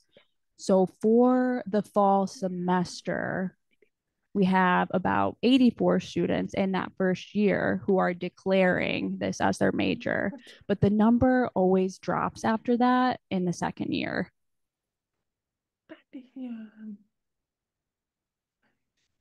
So in the second year, well, really in the first year, we have about 220 students that are taking those ASL courses.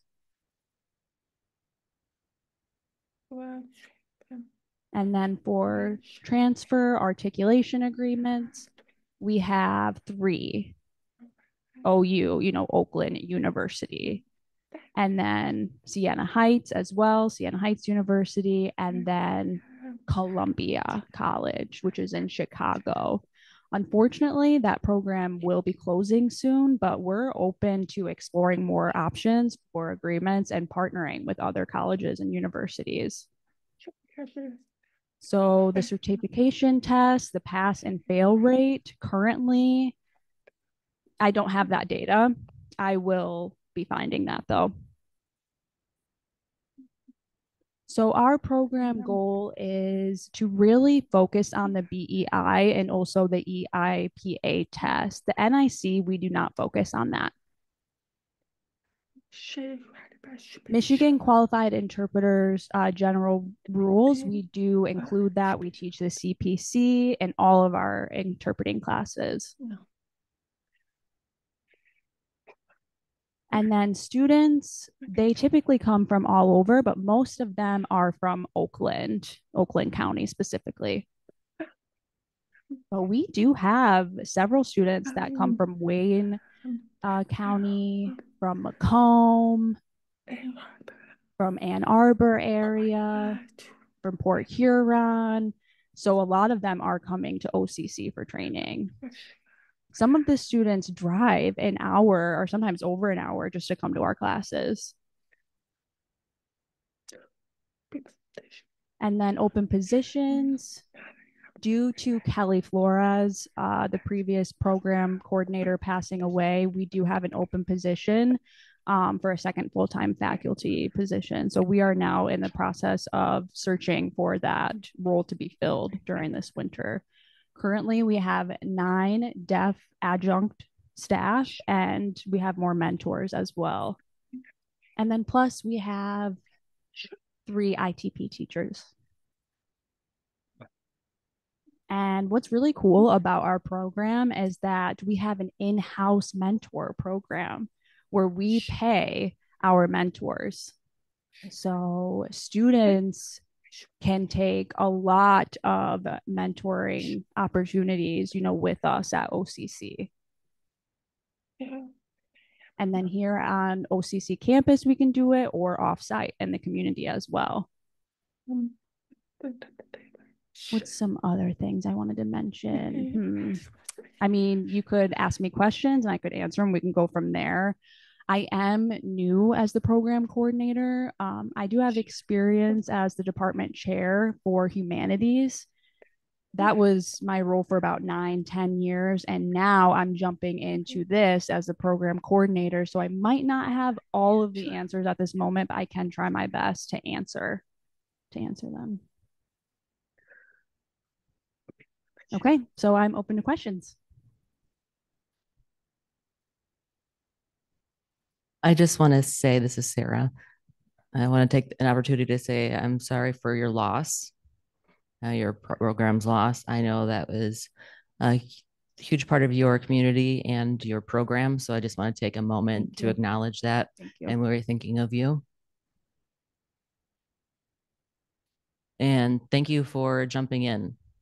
Thank you for that. I don't have a question for you. Mitch? Yes. Hi. Hi. I don't know if you saw the previous presentations, so you know what my question is, right? The magic wand question. That's correct. Yes. So I know our students just need more practice. They need more opportunities to really socialize with deaf individuals. They need more informal relationships with the deaf community. Right now, we have a lot of formal relationships with, say, our adjunct professors, with the mentors, but I really want to encourage them seeing the other side of things because there's a variety of deaf people in our community. So that's one thing I would use the magic wand for, just more opportunities and more authentic experiences as well, because that's hard to provide, but when you get that, I mean, it's amazing. It's invaluable, it's more invaluable than ever.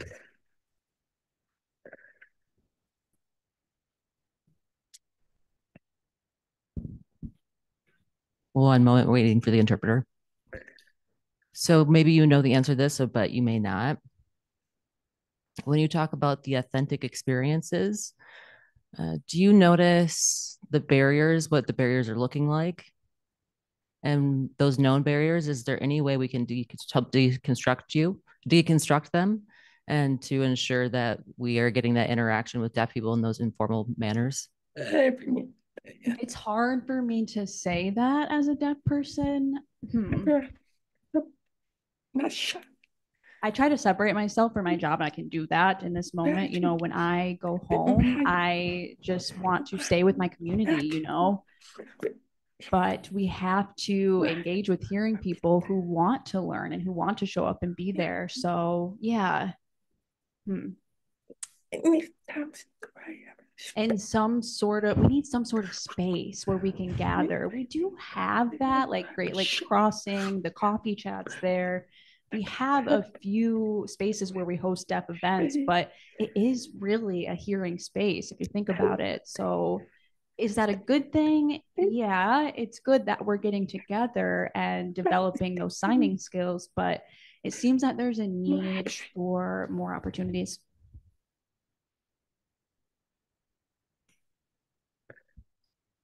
Seems like you have a good amount of students, 24 you were saying. I know that you have the cohorts. I know that you had 11 this year due to the pandemic affecting that.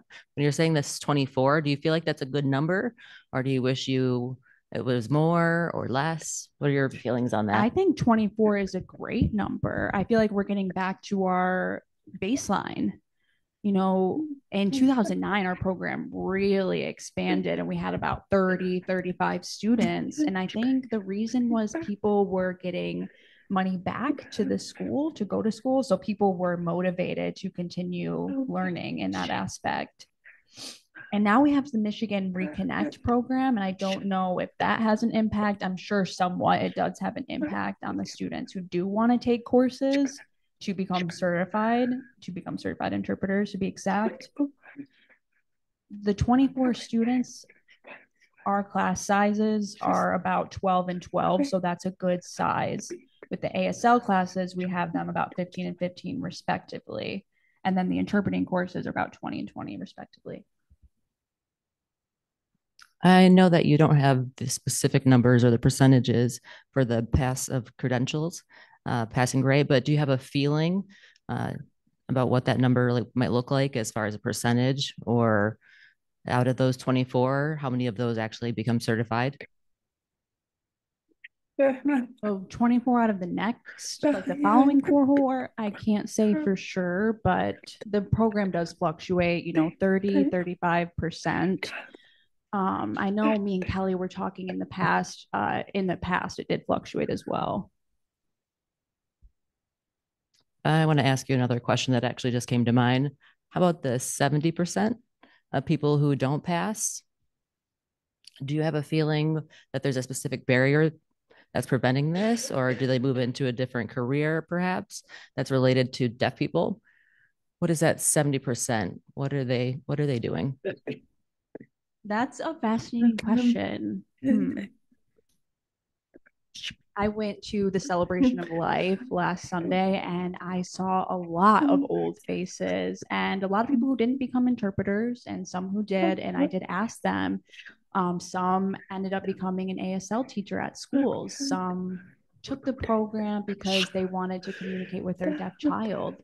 Some of them were just motivated, but were frustrated at the fact they could not pass and that they are planning on trying again.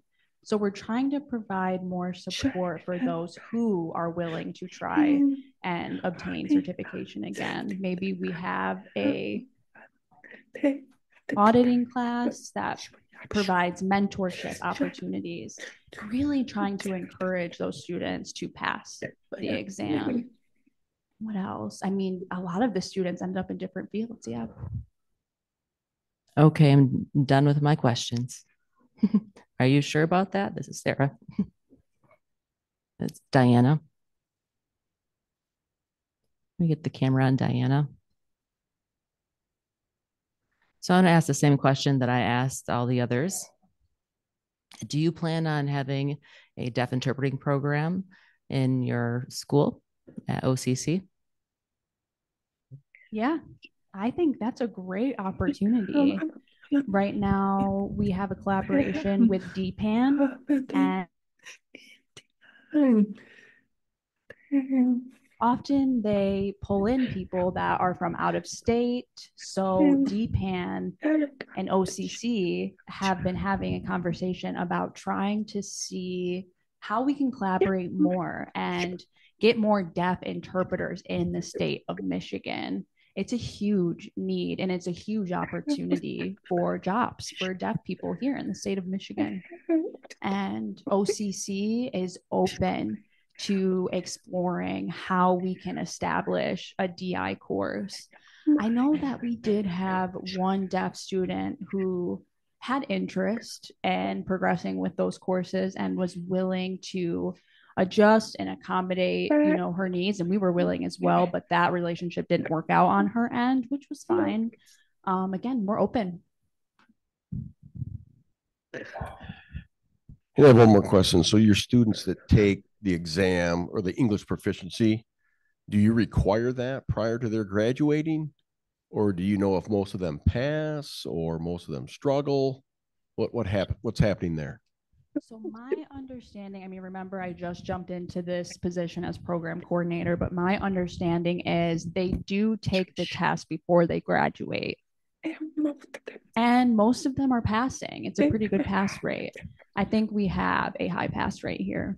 The exact percent, I'm not sure. Okay, thank you.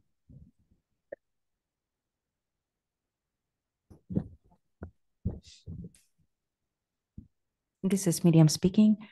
Outside of the paid mentorships, Do you have any community partnerships with local hospitals or schools as curiosity observation type of exposure for the students? Yes. Yeah, we do. Mhm.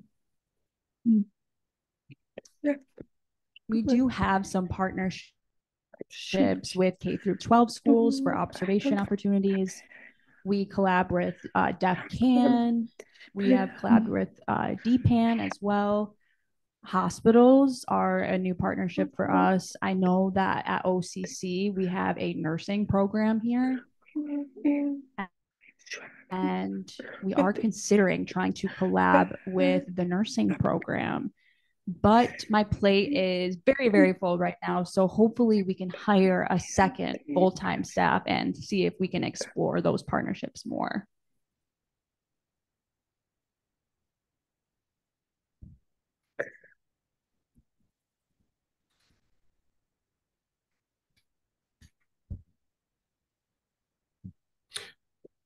All right. Thank you very much, JoJo. We appreciate that.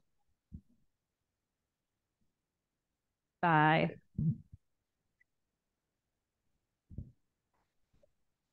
Okay, so we are completed with new business.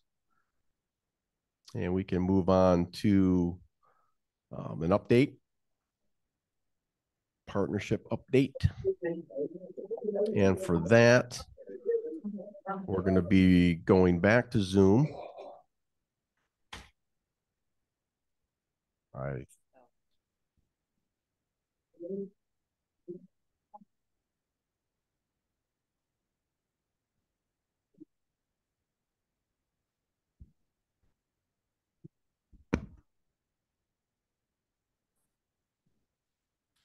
So we're going to have,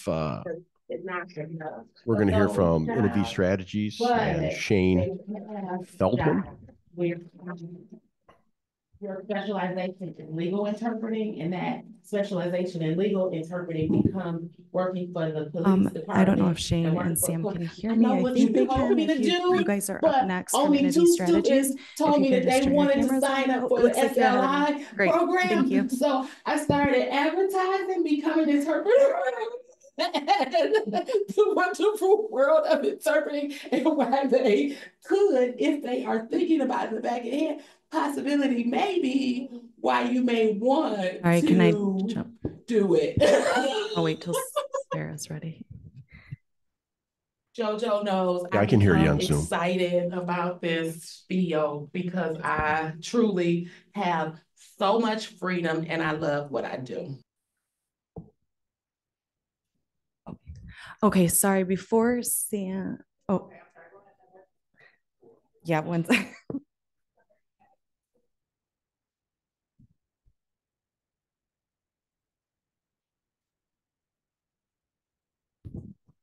Sorry about the confusion, everyone. Before Sam and Shane get started, I just wanted to do a quick introduction. Innovi Strategies is actually partnering with the state of Michigan to do a survey of the deaf, blind, and hard of hearing community, as well as with our qualified interpreters. And so they're going to give us just a quick overview of their plans. Thank you.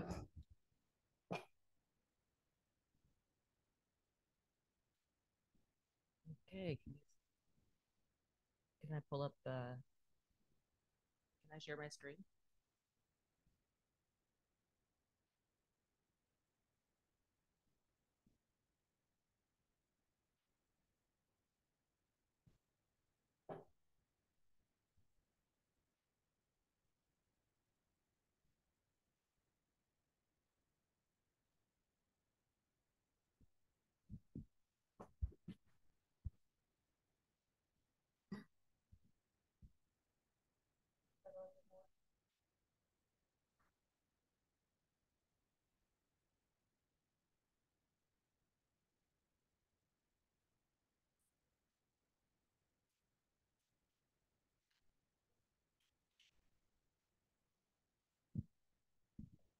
Here, can you interpret copy sign?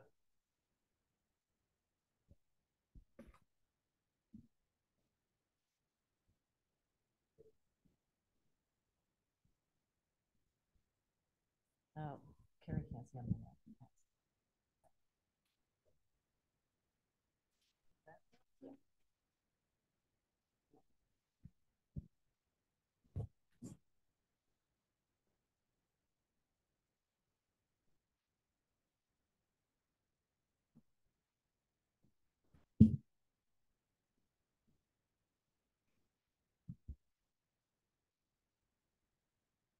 The interpreter, can you see me clearly? Yes. I want to check in with accessibility right now. So can you see the screen and also see us clearly? Can you see all of us or the two of us and then see this PowerPoint as well? No, one second. Hold, please.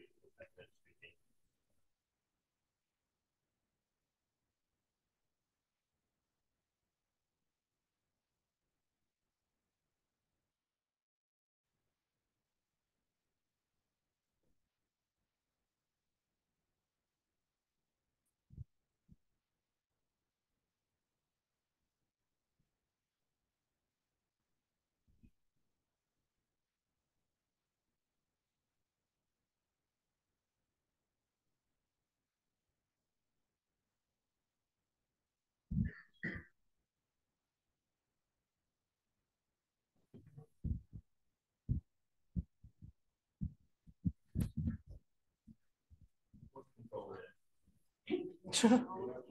Yeah, that was a dad voice. Oh, okay.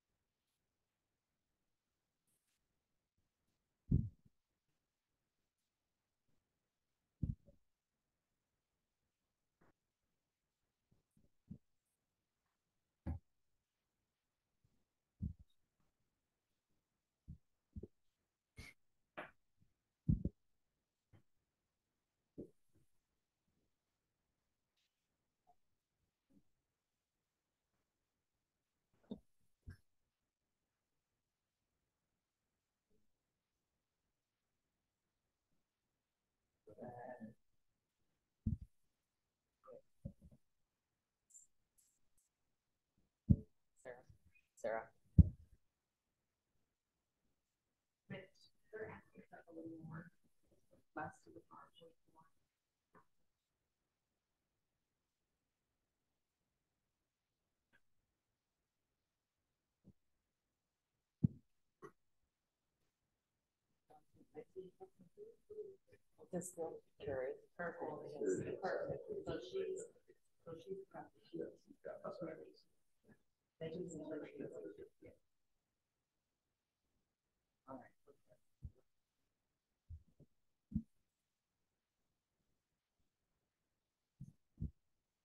Am I good?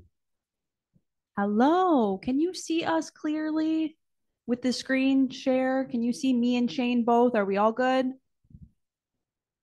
I see some yeses. Okay, I will go ahead and get started. All right, that's great. Hello, everyone. Very thrilled to join your meeting today. Honored to work with you on this important project that we have going. I want to thank and recognize Larry Horvath, and Colleen and Heather Hosey, the three of them as a part of the Lara team. They reached out to us with a desire to put a bid in on a contract to work together with the state of Michigan. And so we're going ahead with this project together. Today, I'm just excited to share with the board what this project actually looks like and what it entails. And introduce our team, and then we'll discuss the project a little bit. So I am Shane Feldman.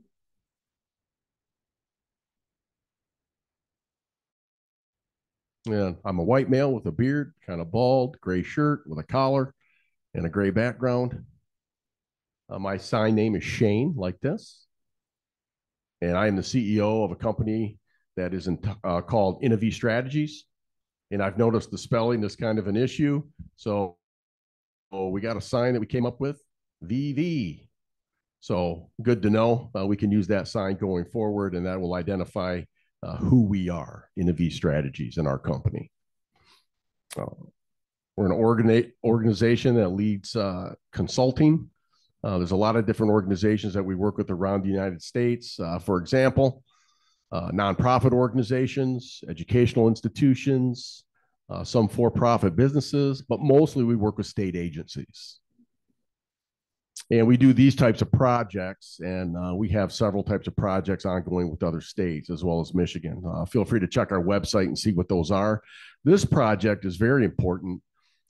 Interpreters, the discussion about that, why is it important for us? Well, we have other team members that we're going to let introduce themselves first. Hello, everyone. My name is Sam. Last name is Wolt. I am a consultant for Innovi Strategies. And again, this is the sign for Innovi Strategies. I want to let you guys know that I am currently setting up OC. I am from Michigan. I am a Michigan native. So now Shane has been talking about how we're working on different projects and different stakes, really focusing on interpreters.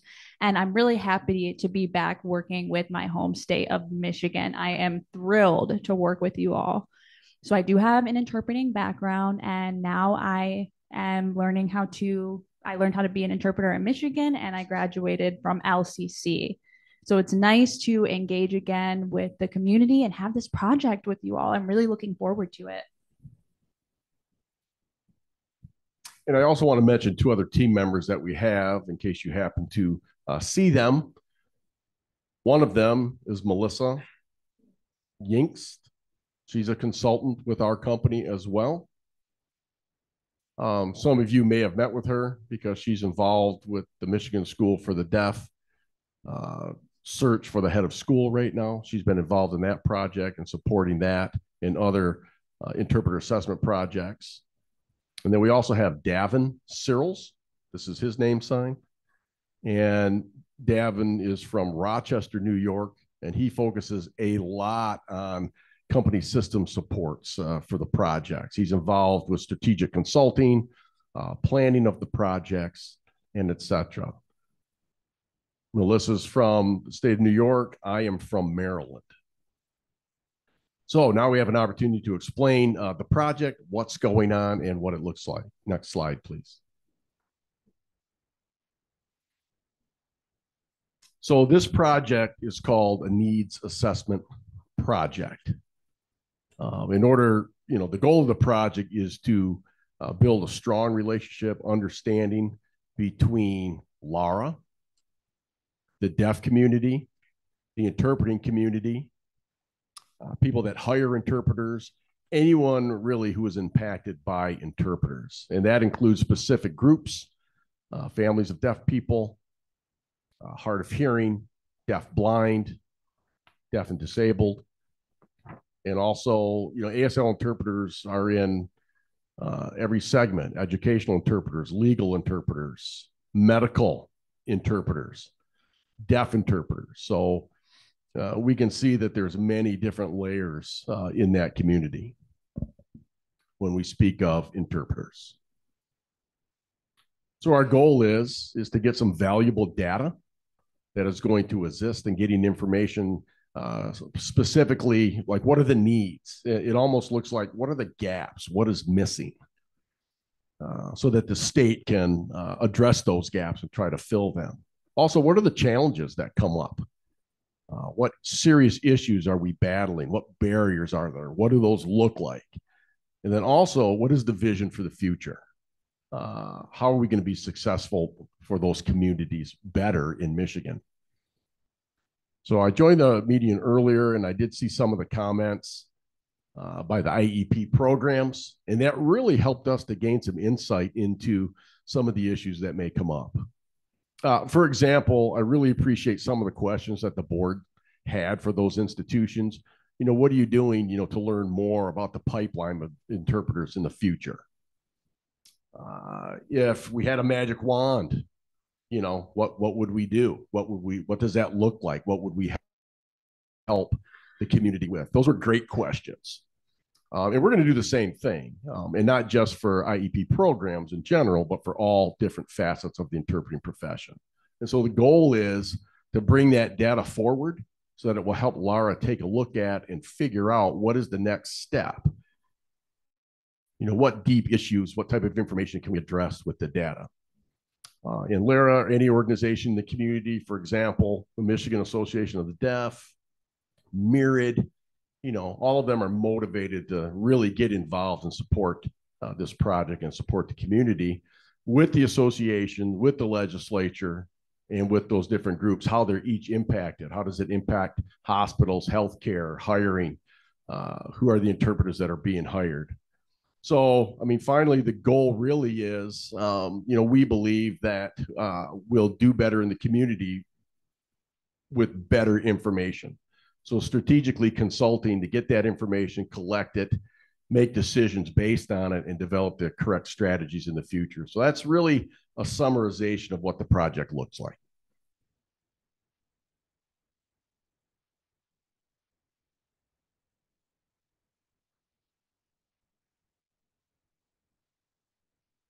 This is Sam signing.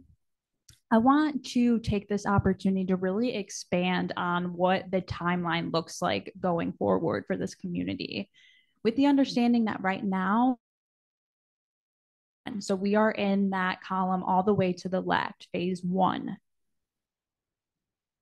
So this project just started. We just launched this week. We just had the sit down officially and had that starting meeting with the Lara team. And this meeting we realized we have a lot of opportunities to connect with the interpreting board. So it's important that we establish that relationship now for the ongoing project. And I was asked to be joined for this Wednesday meeting, and I said yes. So thank you for kind of moving around your agenda, being flexible, and being willing to talk about this project with us. So phase 1, what does this look like? So today we're having discussions.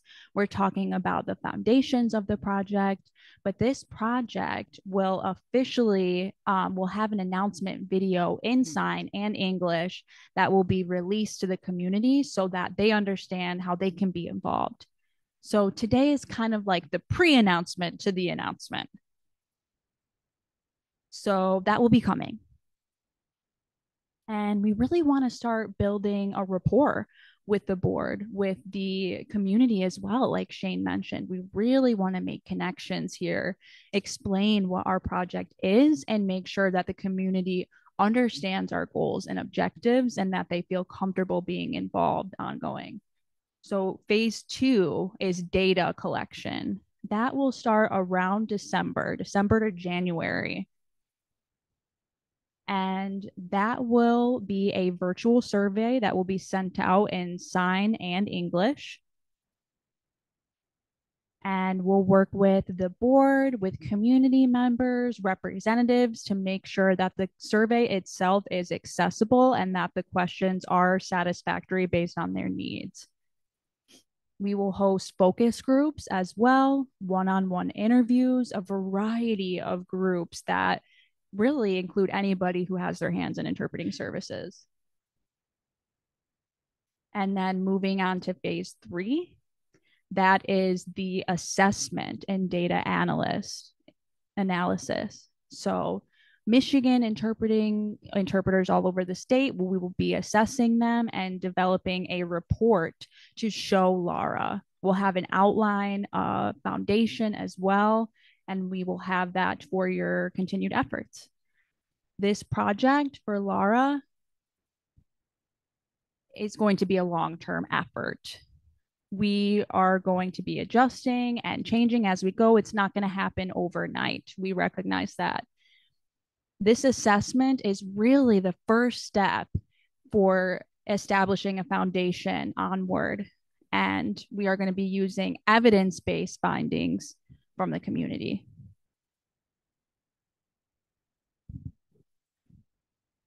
And this is Shane, building on what Sam just described.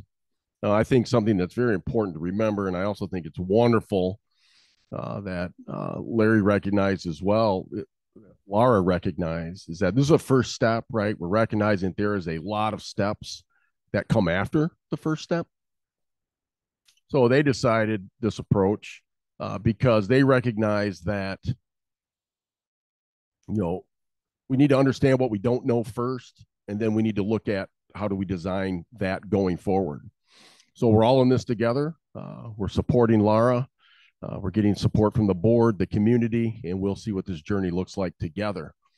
But what we are excited about capturing in the beginning, the information today, and we're happy to share the project with you today. And we're open for any questions that the board may have. Happy to answer those to the best of our ability. And again, just remember that we just got started yesterday. So any questions, or answers that we need to respond that we can't today, we'll do the research and do that. And we can take the presentation down. Thank you.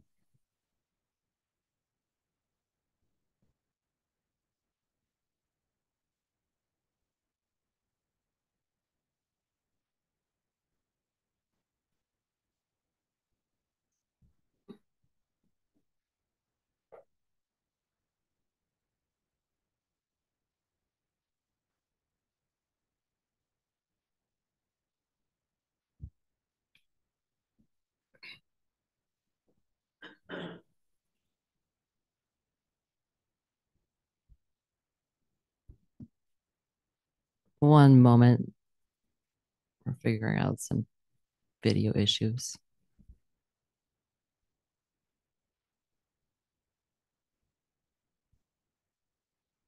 Can you see me now? This is Sarah speaking. Okay, I think Carrie can hold.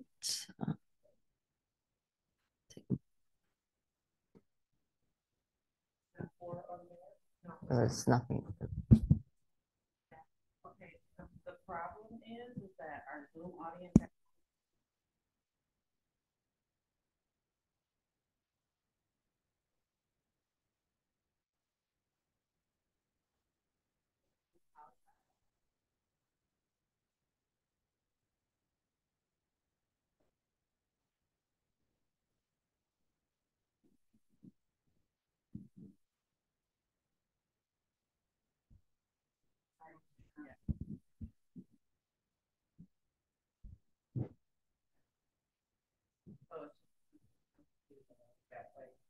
Two different people interpreting something.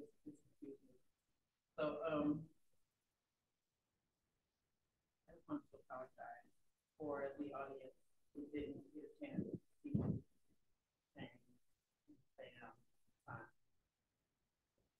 I do apologize. Try to get it fixed. So they can see them now. Okay. Thank you. Thank you. Sorry, I was using English and signing. I gotta stop that. Okay, I'll let the interpreter interpret now. So thank you both so very much for your time, and thank you for your work and your effort. I'm excited to see what will come out of this. But I don't really have any questions at the moment. Miriam. Thank you so much for the presentation. This is really exciting. As stated, my name is Miriam. Looking at the needs assessment project, build strong relationships amongst LARA, the deaf community, interpreters, companies who are hiring interpreters, with the goal of collecting valuable data. And identify gaps. Is there a specific order, or like, how are you going to accomplish, is it going to the different organizations that hire interpreters and also community organizations that use agency services of interpreters, say hospitals and other systems like school systems and legal systems? How broad are you looking to collect the data to identify gaps within those systems, within the interpreter agencies? And then if there's any specific order, obviously you have LARA relationship established. I understand you just met recently, but is there a phase, looking at the 3 phases, is there a phase on how are you communicating and gathering that data?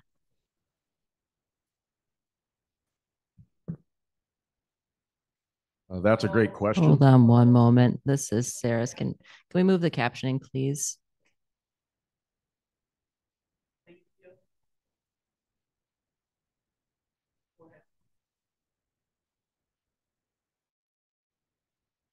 Okay, great question, Miriam. Thank you.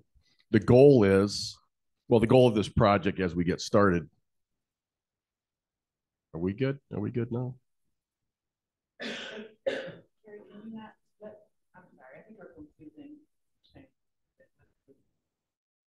Double signing. So I don't know if I can get another interpreter.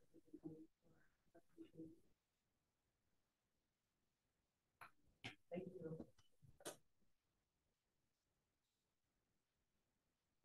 I know, sorry, that was confusing. My apologies. Okay. Let's go ahead again. Let's move on. All right. So thank you, Miriam, for your question.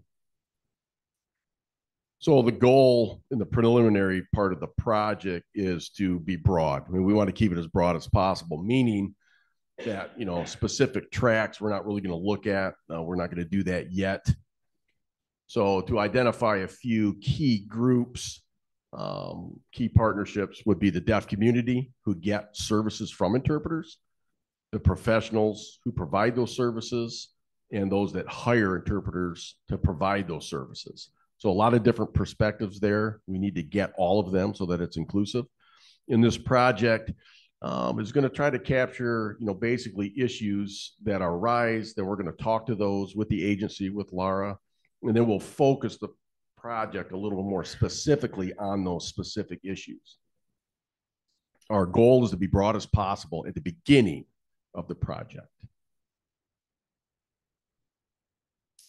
And this is Sam. To add to your question, Miriam, it's important that we have that rapport with the board so that community organizations really start to become familiar with us and familiar with that discussion. So this is an opportunity that we have here, even us joining this meeting and hearing from the ITP programs and really getting an understanding of their perspective just ignites a sort of brainstorming for us. So this is the perfect example where this helps us understand so we can set up a foundation in phase 1 and we can be flexible and fluid and have those discussions. What should we prioritize? And yes, we do want to be as broad as possible and really scratch the surface on many avenues. And as we start progressing, maybe we notice the ITPs are, really spotlighted and really a priority for us. And we can give back to these communities, these organizations. Maybe ITPs are the priority. Maybe we can work together and determine what the project looks like going forward for our focus areas. So really, it's a collaborative process. It's going to be a beautiful project working together. I'm excited to see what it looks like going forward. I hope that answer is clear enough.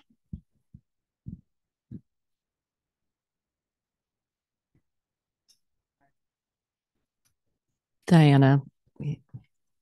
Oh, hi, hello, it's me, Diana. And my question is, as a deaf person, what specific results are you hoping to get from this research, from this survey? To get an idea of numbers, of comments, what is it exactly are you looking for? I mean, what are we going to do with this data? This is Sam. Oh, Diana, are you finished? Yes, I'm sorry. I'm done with my question. Okay, I just want to make sure I'm not interrupting you. That is a great question. Again, this point is where we really start developing that rapport with the board. This is our first connection that we've made with the board, and we hope that we can have a sit down with you all to really figure out what you've learned thus far. What have you guys been discussing? I know we talk about community organizations, but our initial conversation with Laura was talking about collecting the demographic information and figuring out where are deaf people located across the state and where are the interpreters located, because there's some gaps there. So we want that survey to figure out some of the demographic information. And census, they tend to kind of exclude the deaf community. So this is an opportunity to gather some of that information for the state. And then with the focus groups, having those interviews, that's where we can really hone in on experience, anecdotal perspectives, and really work with different groups. For example, maybe talk about the topic of DRI and in the healthcare environment, asking individuals to expand on their experience with BRI. And then also maybe the hospitals, what's their perspective on BRI, and really comparing and analyzing those two areas, say, and then reporting back to Laura. So I see that coming up as well. And this is Shane. Diane, I really appreciate that question. And I also want to focus on the long-term goals as well. We want to touch on those. We've explained what we've started to do in the interim, the short term, but what's the long-term impact going to be? And I saw a couple comments today. We don't know what the future looks like. We need to continue to have a positive approach. We talked about early interpreter development, the availability of quality interpreters. What does that impact look like? The community to get an interpreter, can they have the confidence? Is it going to be a positive experience when hiring an interpreter? Are they going to be able to trust the interpreter to do their job? Related to ethics, related to skills, related to professionalism, the whole gamut. So any issue that comes up, we want to feel safe that we can empower them to advocate for themselves. And, that's part of the big picture too. And also for the interpreters to be supportive of continuing their professional development and to grow as professionals, continuing to understand that they have a role. We want to be a role, sometimes in other states that comes up, what's the role of the interpreter? And there's a spectrum there. You have to, there's just a spectrum to play there. So in Michigan, what does that look like? So we're curious to find out a better understanding of that. So down the road, the relationship between the interpreter and the deaf community is a strong one, and they become codependent in the community and to be reliable. So those types of long-term goals we have, and like some said, Michigan has a great IEP program. You have the licensure, the law, all those things. So we want to identify what more we can do to get closer to our goals. This is Diana. Well, if you're looking for deaf communities, I would like to offer Flint Association for the Deaf to use them as a resource, as a place to do town halls at. We have a clubhouse, so you are more than welcome to come out. Excellent. Thank you, Diana. We will work closely with the Michigan Department of Ed, the School for the Deaf, It's great that Flint's there. It's an excellent community. So we look forward to meeting them and working through this project with them. All right, we'll be seeing you later then.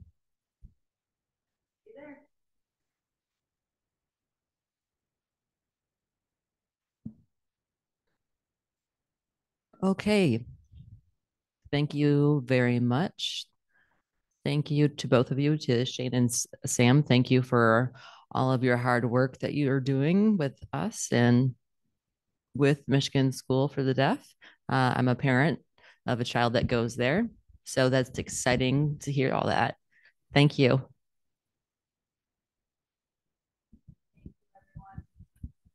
Sure, it's time to roll up our sleeves and see what we can get done together in the community as a team. Absolutely. Thank you very much for the opportunity to show up today. And thank you for coming. Thank you. Bye-bye.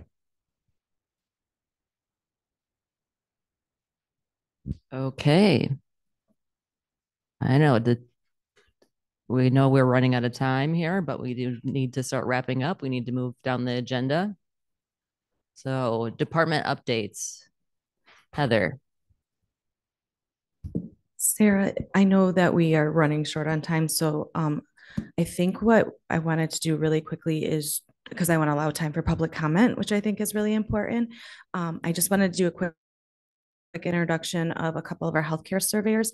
Almost everything on our department update was really related to NAV strategies, and also, just some recaps on things that we have touched on in the past. We can send that information out, the PowerPoint out to the group that attended today. So does that sound okay? So we can get to public comment? Okay, perfect. So I know I've talked to the board about and the community about the importance, and you guys have shared so much about how important it is to kind of bridge the gap, or one of the things that we're trying to do is bridge the gap between healthcare and our qualified interpreter program and the deaf community, and really seeing how we can work better together. And so today with me, I have Beth Lancome, who's with sorry, I turned away there, Beth. And she's one of our healthcare surveyors. We did have several healthcare surveyors that work for the state of Michigan. She does the surveys in our state licensing program for healthcare. And she's been really helpful in, as far as looking at compliance for the laws and the rules in Michigan. But one of the things I asked Beth to do was to participate in a program on the west side of the state. Beth, do you remember what that one was called? It was in my PowerPoint. It was. I'm putting her on the spot, guys. Sorry.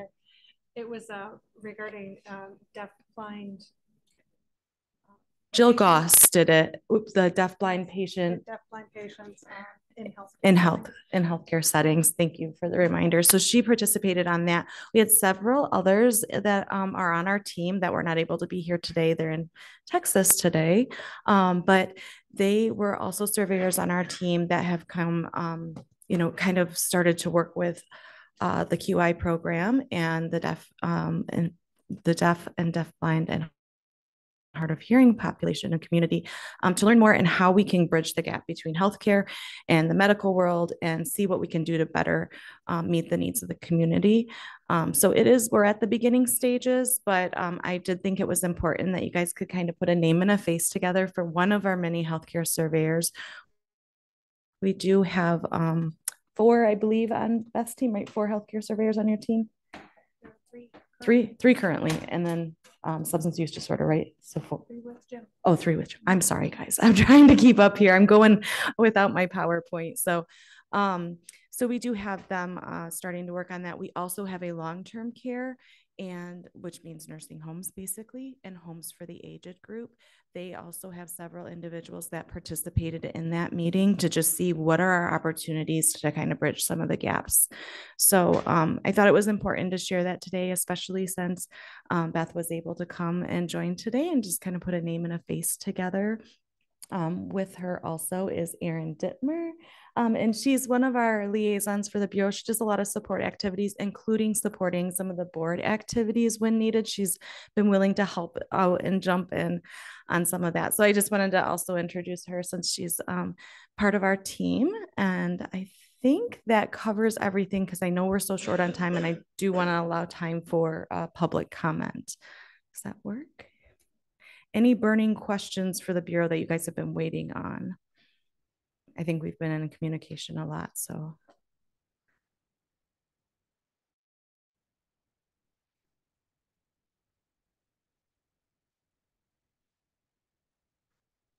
Okay, thank you very much, Heather. I'm really excited to hear that you're bringing people in from the health community in the healthcare system. I think to me, hospitals, doctors, healthcare system, as it were.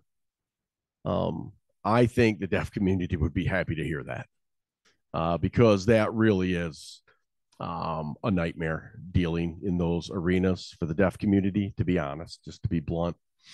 I went in yesterday with my mom to the hospital to do a procedure.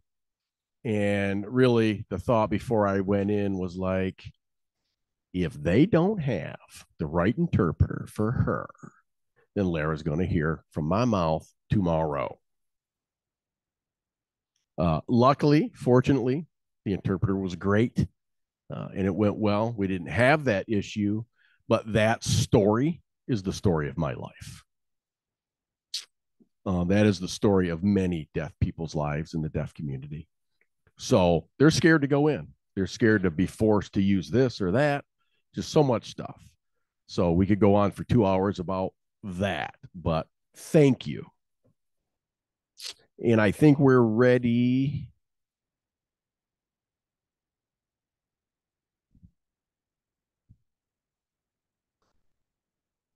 We have to do the public notice. You want to read that? You want me to read that?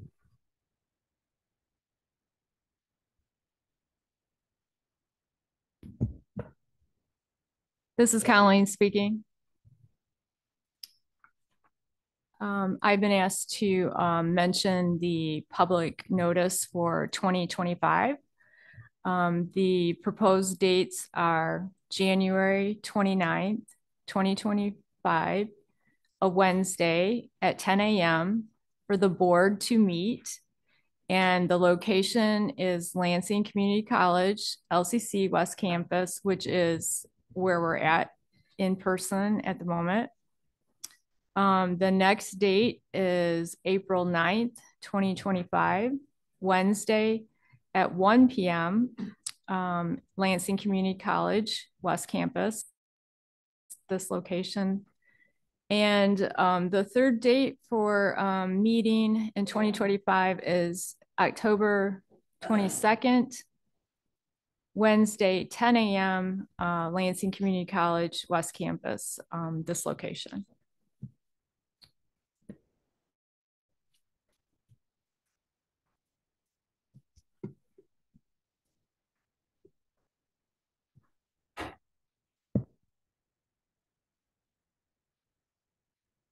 One day they'll figure this out.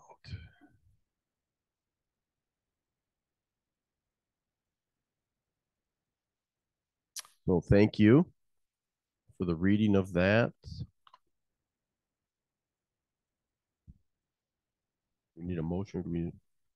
We need a motion to approve those days or approve that as read. This is Diana.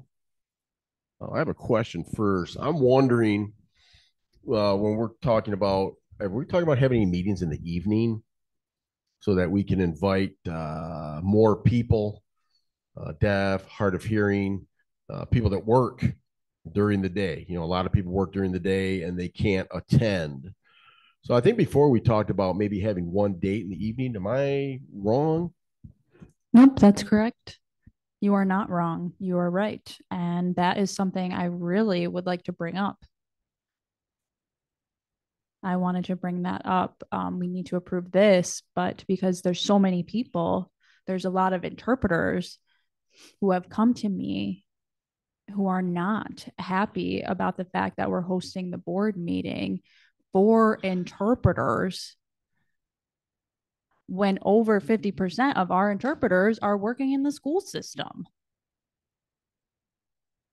So I would like to see, firstly, to have an afternoon or evening meeting or maybe a Saturday meeting where we can have the opportunity for those people who are actually involved in this profession to be involved in this meeting.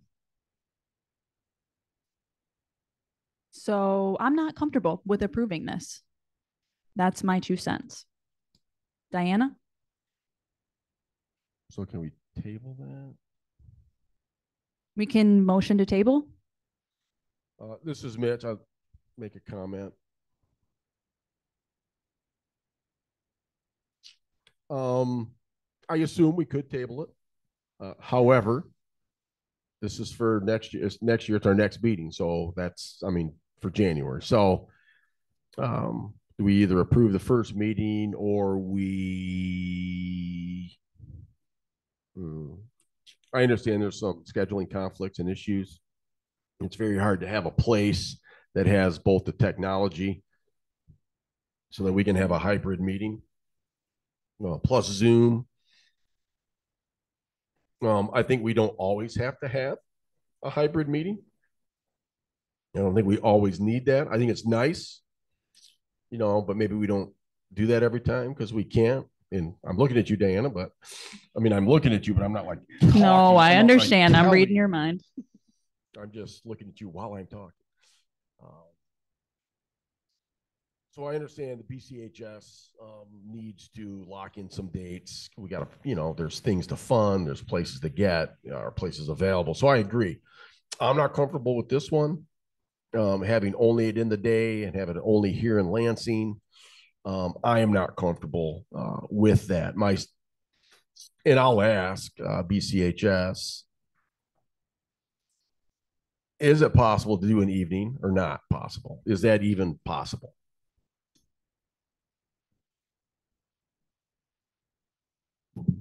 I 100% agree with you. I'd love to have something outside of normal business hours in Lansing. Mitch, I think you captured it really well. Our struggle is, where do we hold it?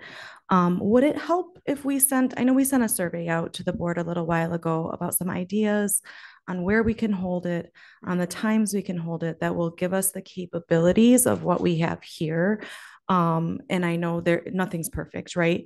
But there is, and Colleen, you might have to help me remember what it is. Isn't this considered a meeting that we do have to hold hybrid? Or is it something we don't? I thought there was something that was passed about the Open Meetings Act. Or is that? So there's a little complication with that. Go ahead, right. Colleen. This is Colleen speaking. I think the complication might be if you hold it in person and somebody requests as an accommodation for that, but you can just do a meeting that's in person. Okay. And so as long as we don't have a request for a virtual meeting, we can hold just in person. That's my understanding, but that would have to be confirmed. Okay.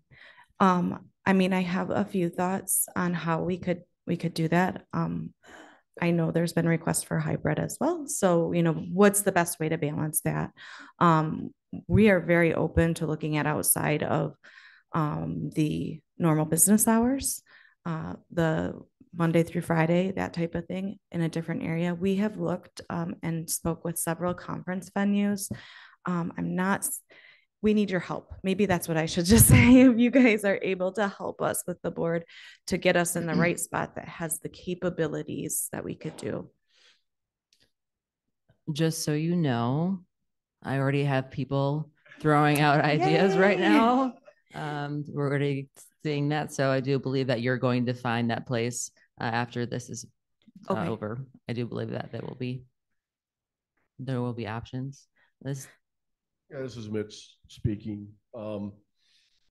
Yes, I think as of now, it's just a perfect time to talk to some of our ITP partners that typically have technology and typically I see them nodding over there. Yep, I see these nods. Like a college, and they have big rooms, and I feel like this would be the perfect place to make that connection. So my question now is about procedurally. Do we have to have a vote on the day and time right now? Or is this something that we could approve at a later date after we find the appropriate location or locations? or must we approve our next meeting today? If not, then we wouldn't be having a next meeting. Sarah, I just want to make sure I didn't interrupt you. I thought you started to say something. Okay. No, we don't have to. It may, I'm trying to think of how we best make sure we have these board meetings and they're not delayed. That's my biggest concern.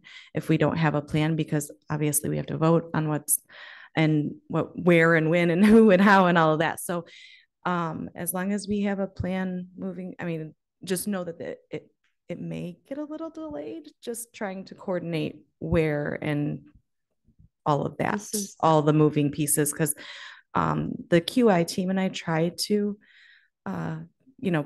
plan a lot of moving forward or between meetings, I should say, all of the planning. It takes about 2 to 4 hours a week just for a facility that we know where it's at to get these board meetings in place. So we are happy to consider wherever is best. We're just struggling because we don't know what's best in the resources. And so we just need your help. This is Diana. Can I make a recommendation can I make a motion that we pick October 22nd as an evening meeting? This is Sarah. The problem with that motion is we still have to get things in place as far as venues. So my suggestion would be, could we approve January's date, approve January, and then by the time January rolls around, we should have those things in place for the following meetings. Well, I thought, this is Diana, I thought October would give us plenty of time to coordinate and find a venue. So I'd say I'm okay with the January, but me making a motion of one of those have to be an evening meeting or on a Saturday.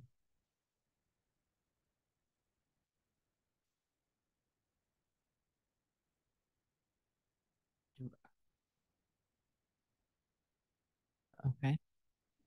Can we do that? Is that possible to do that? This is Colleen speaking. Yeah, we can amend this and say that October is an evening meeting.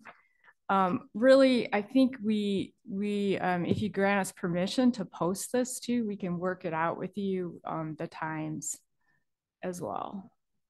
So what Colleen's saying is that we're required to post ahead of time. But if we, let's say, have a change, which you guys have probably all been experienced that, like changes with board meetings. And so what we have to do is amend it and repost it. So just because we decide on these approximate dates and times now does not mean that we can't amend it or change and make any, movements or cancellations that we need to. Right, Colleen, does that help clarify? Colleen speaking. Yes, thank you.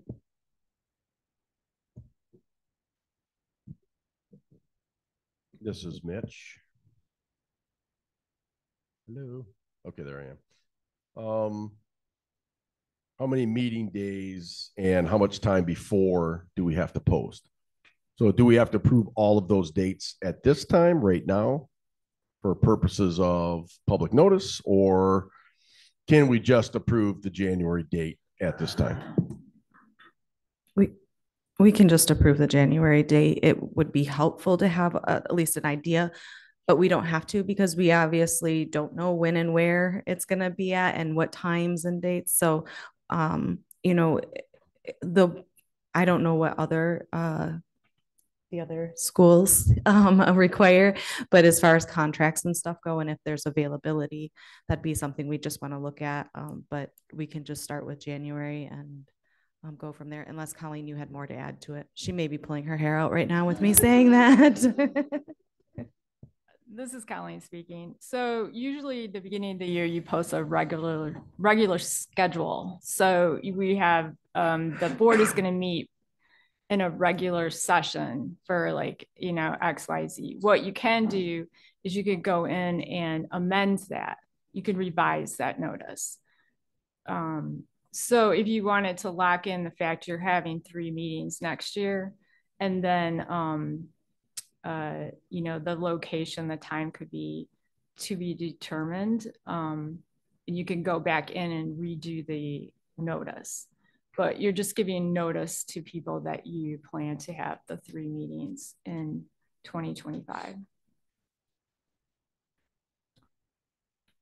Hey, this is Mitch.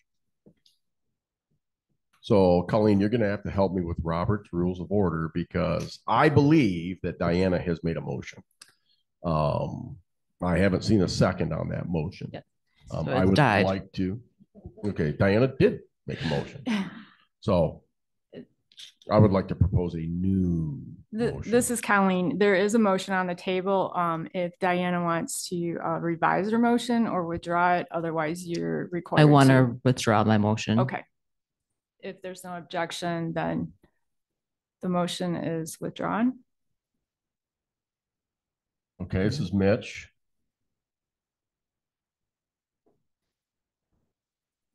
Camera, please. All right, thank you.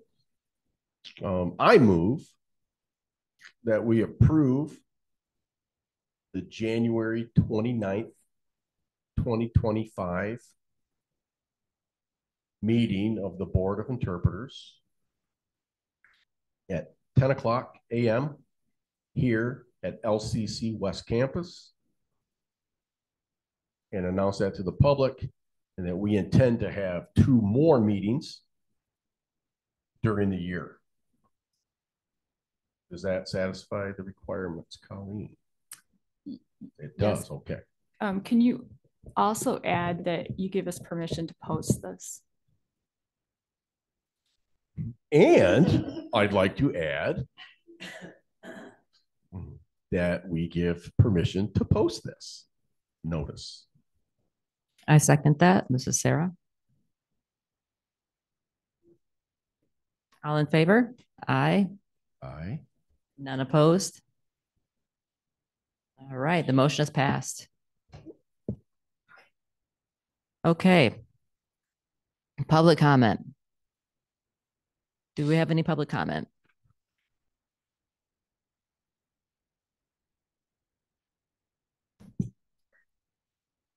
This is Heather Keel. We will now allow in-person public comment, starting with Deborah McNally.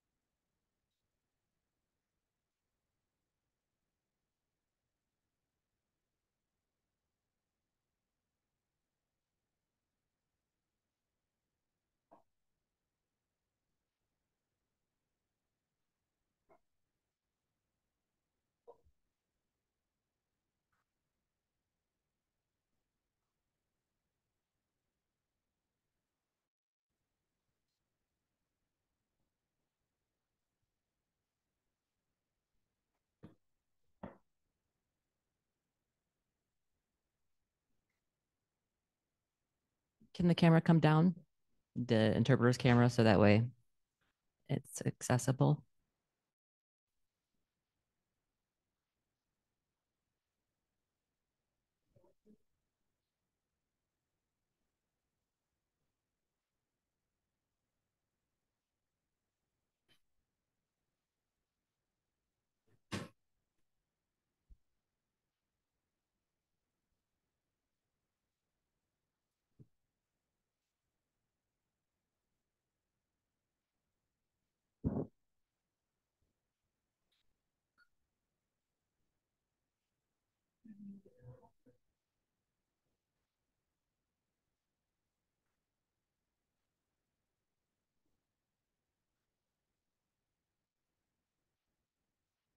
Hello, hello. My name is Debbie McNally,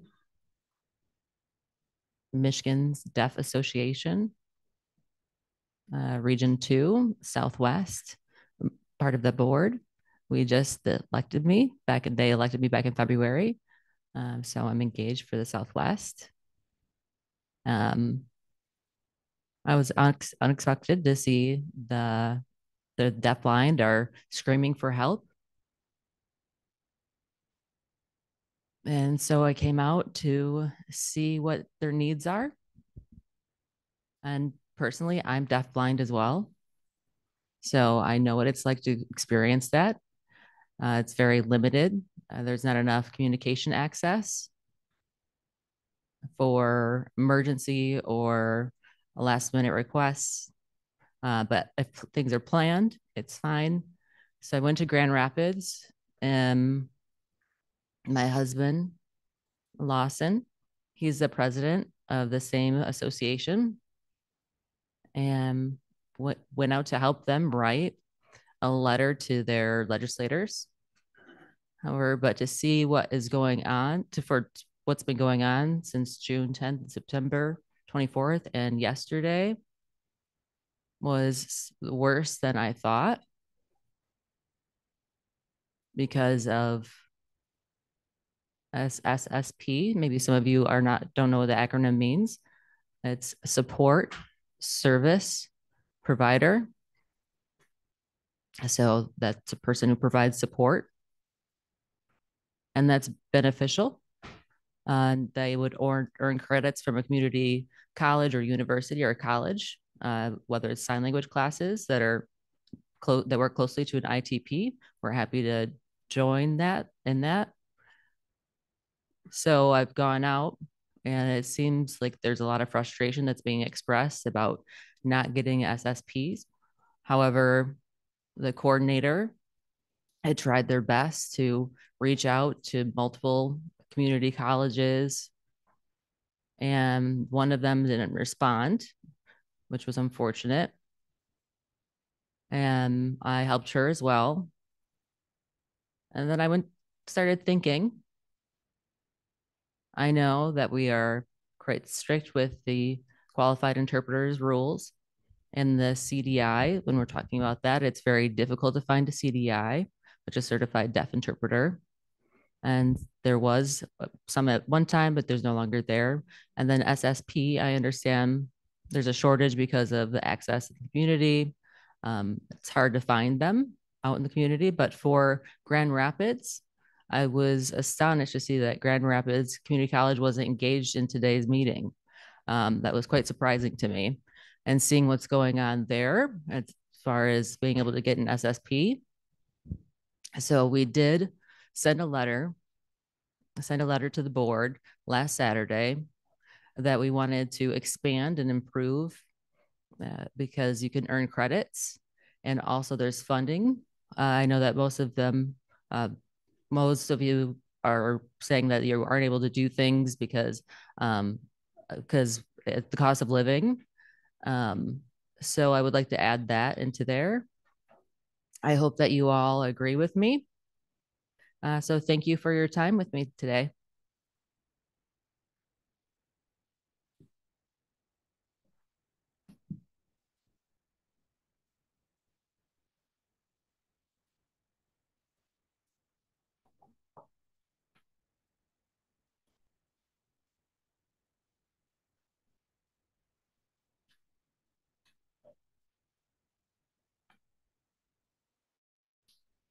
This is Heather Keel. The next in-person public comment is Lawson McNally with the Michigan Deaf Association.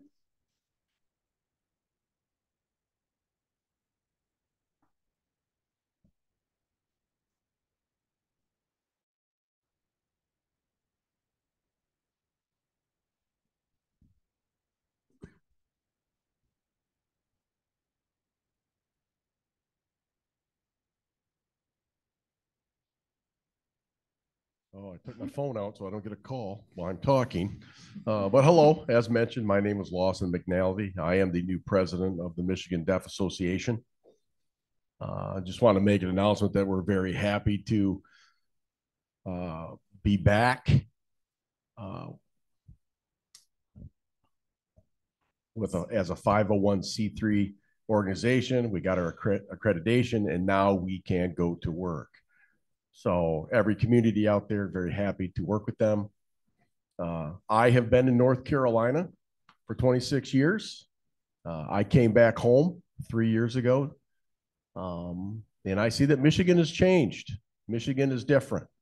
I'm happy to be here, happy to be at this meeting with Laura, which is most important. Where's the deaf, blind? Lots of complaints out there regarding interpreters and interpreter-related services. Number one in the medical profession at hospitals. So I'm happy that we have some healthcare people here. Like Heather mentioned, and to discuss that, I see that Innovate strategies. Wow. That means that's a lot for the community. That's big for the community. So speaking as a person in the deaf community and who has met with many people in different communities, we're starting to find some different, we need to find some different locations and some places for these meetings. I know a lot of people live in the Detroit area, and there's a need down there to see what Lara is. People think Lara is maybe nothing or what? What do they have? Well, here we are. But there's a lot more to be seen. So how they think influences how other people think and their perspective of this organization and this agency. So we want to be motivated to grow these IEPs, these ITPs. We see that mentioned so much.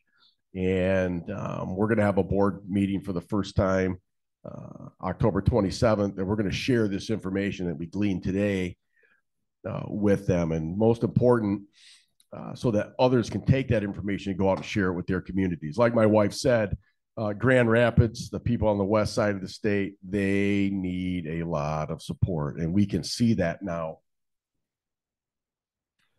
When we talk about Upper Michigan as well, wow, a lot of deaf children are there in Upper Michigan. They're there. They're in school up there. They're in the local public school system. For instance, Escanaba schools. We lose those children sometimes and we're not able to help them. We lose connection, and we need to have that connection. We need to help even those kids that are up there. So there's a lot of things that MDA needs to do. And again, I'm just one guy. So we have to do some work together. And my age may be showing enough. It's been years and years and years of involvement with the deaf community for me here when I was younger, and then in my older years in North Carolina. Then I retired from the school, and now I'm back. And we need to have deaf involvement in the community and in the community colleges. We really need that. We need the mentors. We need the one-on-one so that we can see what that looks like. And so that people in the hearing community, they need to see what their needs are. And we need to see, like my wife's deaf blind, like she has needs, different needs. It's not just interpreting. It's not just one-on-one. It's the SSPs. There's a lot of support services that are needed. And we need those programs. Haptic, we need that. We need the training, and that training's gone. It's not there. That training just does not exist today. So it's not too much. To Laura to think about it, but in the community, that training doesn't exist out there right now. So that's where the community is frustrated right now. So to summarize, I'm happy MDA is here. We're standing up. We have other board members, wardens over there. Other board members, Terry, her husband. And so we're ready to get going, and we thank for the moments to share that information.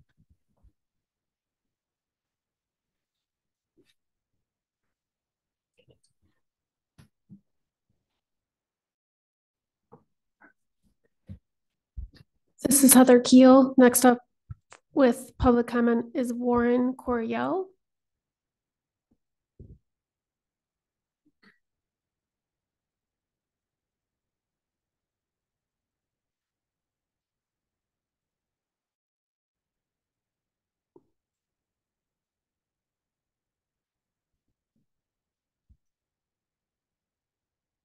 Hello.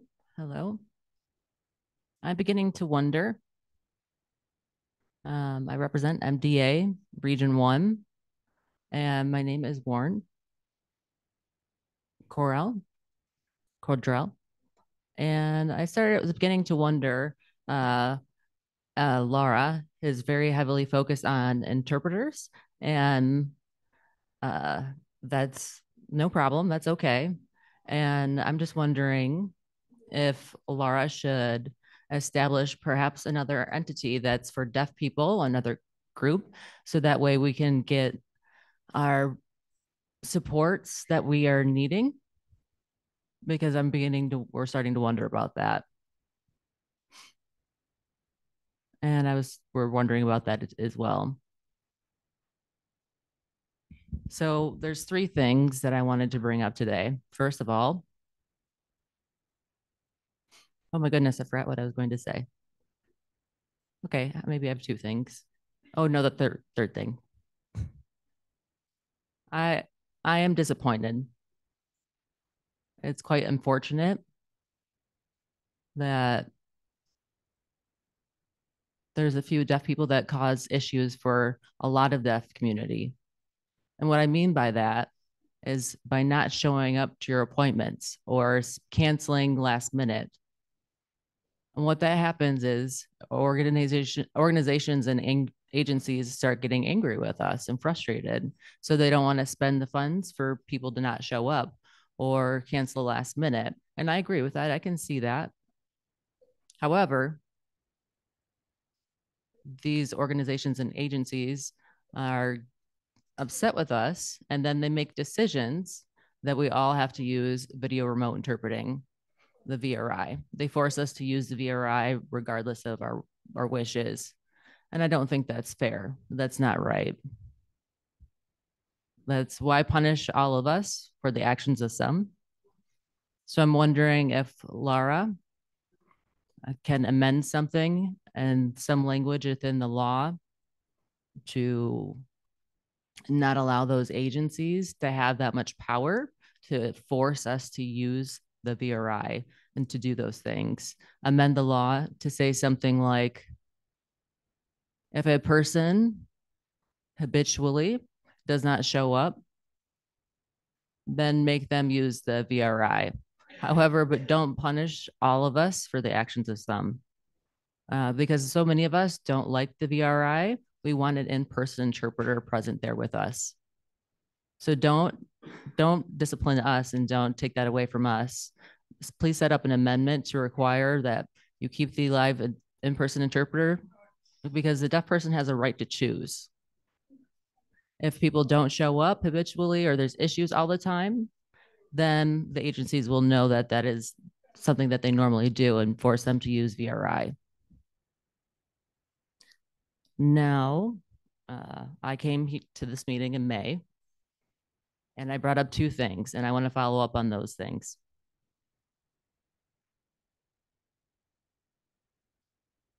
I had talked about the FCC.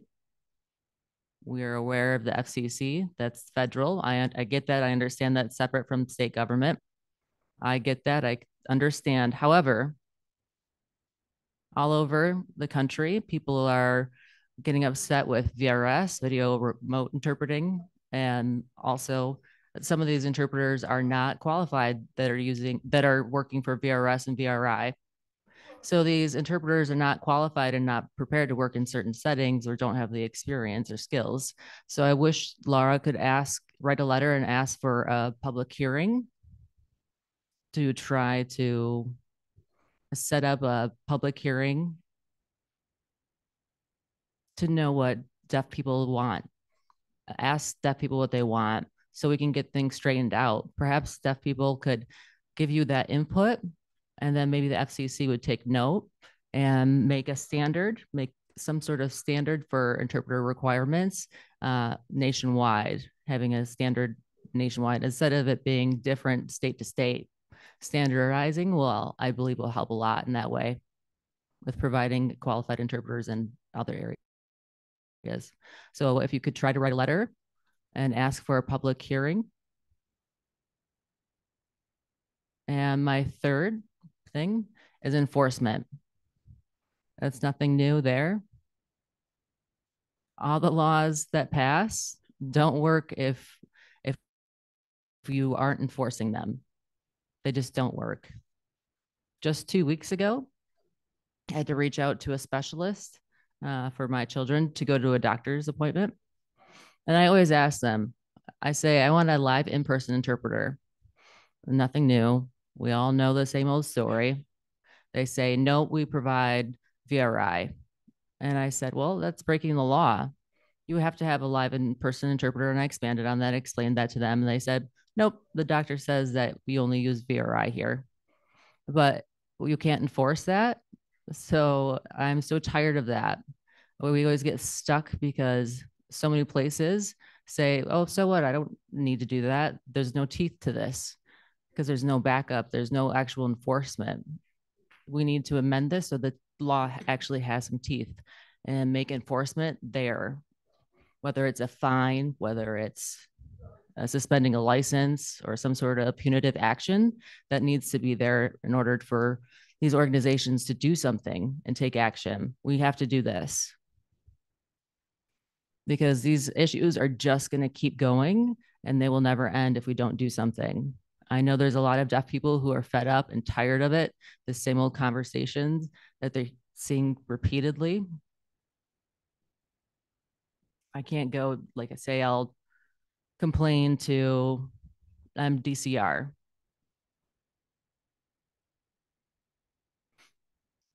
And the only statement that I'll get is, you don't have a case. I hear that repeatedly. I'm so overhearing that. You know, I know that I'm not the only deaf person who feels like that when they file a complaint there.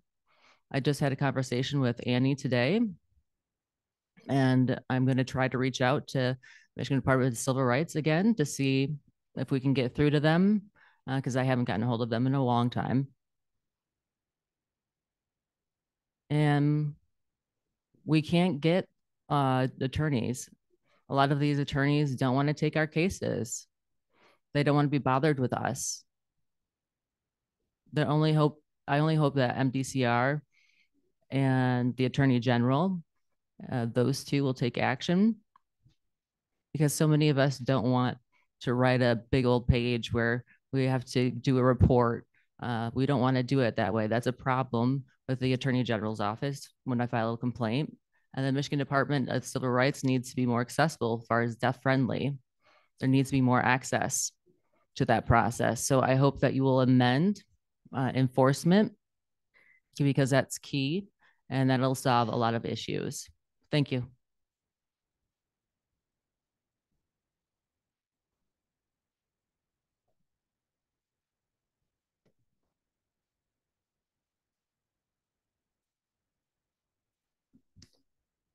This is Heather Keel. Next in-person public comment is Teresa Miracle with CAC.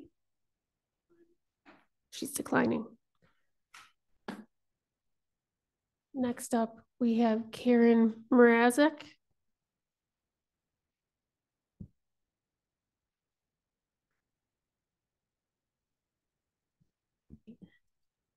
Hi, I'm Karen Mrazek, M-R-A-Z-I-K.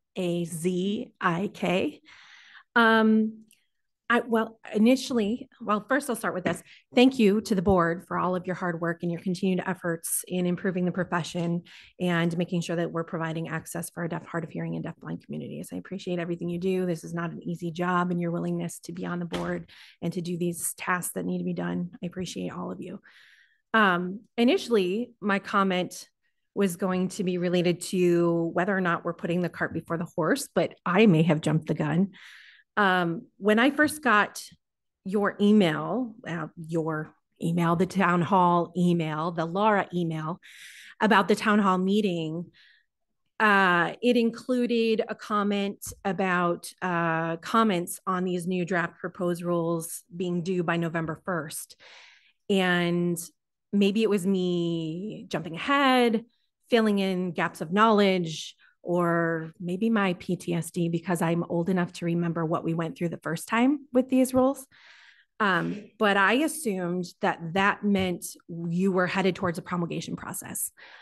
I learned about 15 minutes ago from a sidebar conversation that took place in the hallway that that's probably not the case, and that you guys are doing your best to be transparent with the interpreting communities, the deaf, hard of hearing, and deaf blind communities to get their input and feedback before we get to the promulgation process. I did not realize that.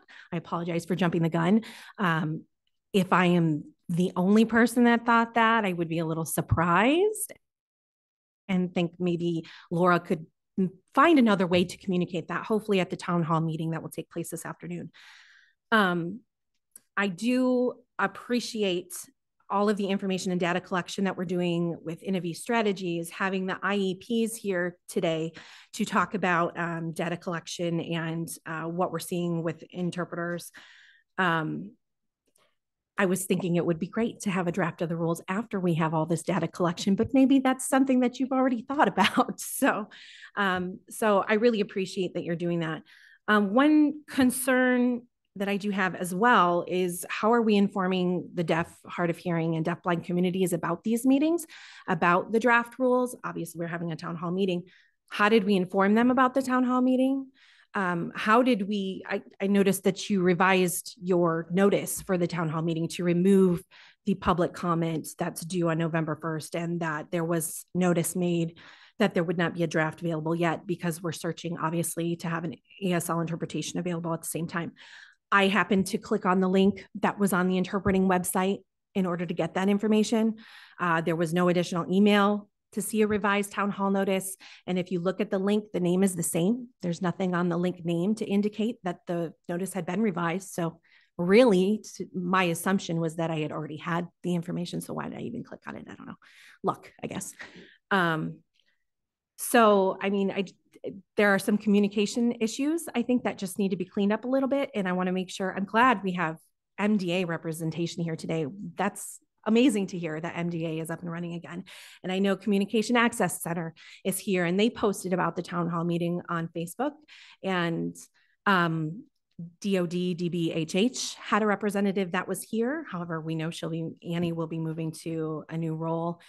I didn't see a post on their Facebook page, but again, I'm old. I know not everybody's using Facebook anymore. So there are other ways to communicate this information. And I just hope that we're doing our best to get that information out to not only the interpreting communities who get the Laura emails, but to the deaf, hard of hearing, and deafblind communities who don't necessarily get those emails and don't necessarily check the interpreter website for fun. But thank you again for all the hard work that you do.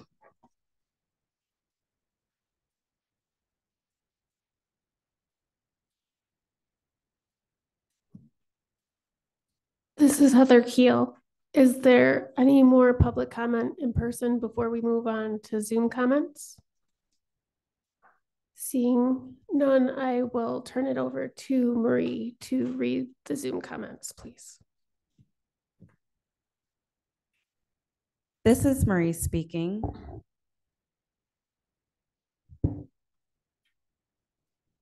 At this time, there are no hands raised, so I'm going to go ahead and read the comments submitted in our Q&A.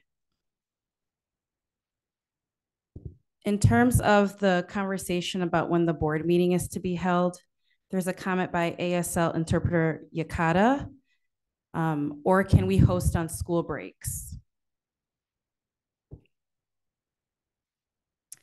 Another online comment was made by Shaylee Kales. I would like to see more chances for CDIs to be possible in the state of Michigan. There is a big need and a lot of interest as well. Using out of state can be pretty difficult in certain situations, and having them here in Michigan would help a lot. Where could they go to get training done for it?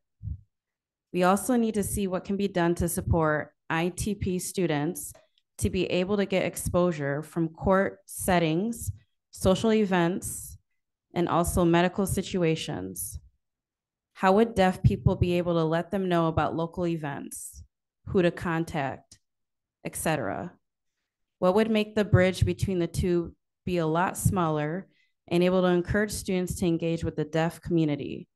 Need to have some kind of contact person to be able to pass out the information for these events. That was also the last comment at this time. This is Sorry about that. This is Heather. We have one more in-person comment from Miles Hudkins.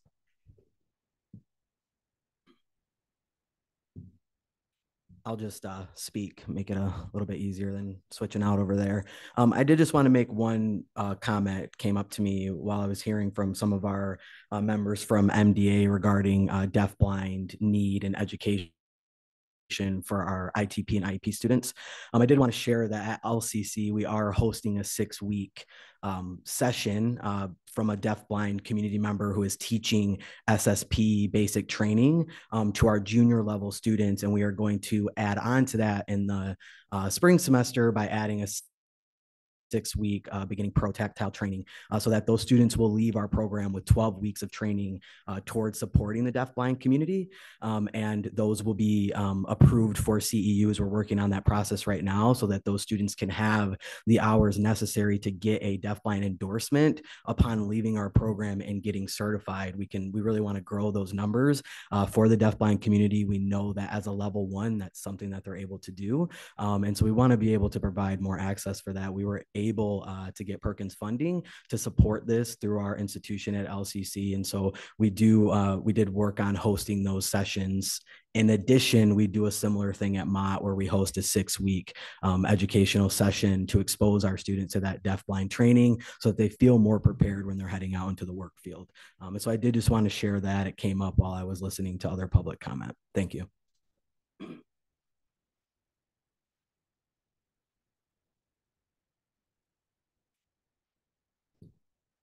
This is Marie speaking. We do have another online comment from Madonna SLS students.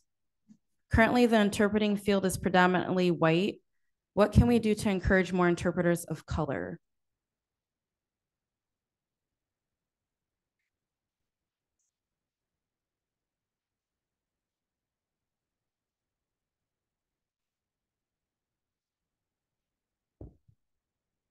That's it for now. It looks like Madonna. That should be it for now.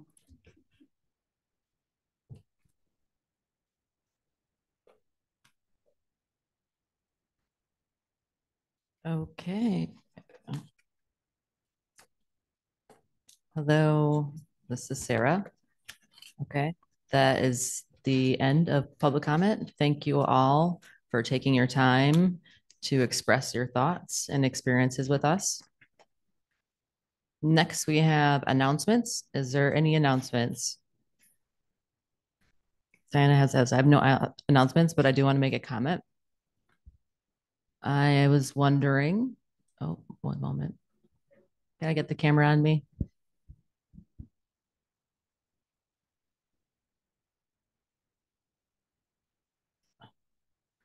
I was just wondering, I've been hearing all of you, all the public comments.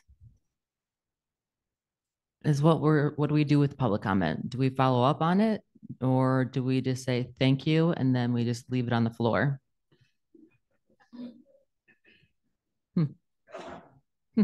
That's my question. How do we address these public comments? Colleen, I'm sorry, go ahead. It looks like you were trying to answer. Sorry. Go first. You go first. How about this? Hi, Colleen speaking. We do record them in the minutes. So they're available the next meeting when you get the minutes from the meeting. And we also take them back to department leadership to ensure if there's something we can do. Some things, are out of our control, but we do try to look at the public comments and say, okay, what is there that the department can do to support the feedback that we're getting? I believe we're not able to respond to public comment, if I remember correctly with the rules, but we do take them back, share with leadership if there's any, especially if there's trends in a public, some area that we know that we want to see. I know for a while when we first started, the backlog of testing was one of the concerns that was there for probably the first year and a half that we had the program. That comment has kind of gone away, but that was one of the examples I wanted to share that we did get comments on that. Also comments about Sorry, it just left my mind. There was another one that was a trend that we were getting. But yes, we do take them back to the to leadership, and we talk about them internally. We do try to see if there's something we can do. We also take the comments from the board back. Sometimes I know the board will give us stuff and we kind of scratch our heads and think, not sure what we can do great what at this moment. But for instance, the postcards, I think, was at the May meeting we talked about sending out to interpreters to get better communication for renewal periods during our season for renewals, and we were able to do that. So we do take those comments very seriously and record them and see. There's a lot of goals for this program and a lot of things that we know need to change, and so we're trying to kind of tick away at them every day. But we do recognize that there's a lot to be done still. We've come a little ways and continue to plan to work with the board to address them. And hopefully that helps, maybe. Diana, my concern is, oh, can I get that camera back over here? Okay. My concern is that deaf people are driving out to attend these meetings and they make these comments and then there's no follow-up. They don't hear any follow-up whatsoever that says we did this or we did this. So we just sit here. I mean, I thank you for your comments and then we move on. I'm not comfortable with that. I feel like we need to be responsive and have an answer to in order to address these issues at the next meeting. That's just my feeling.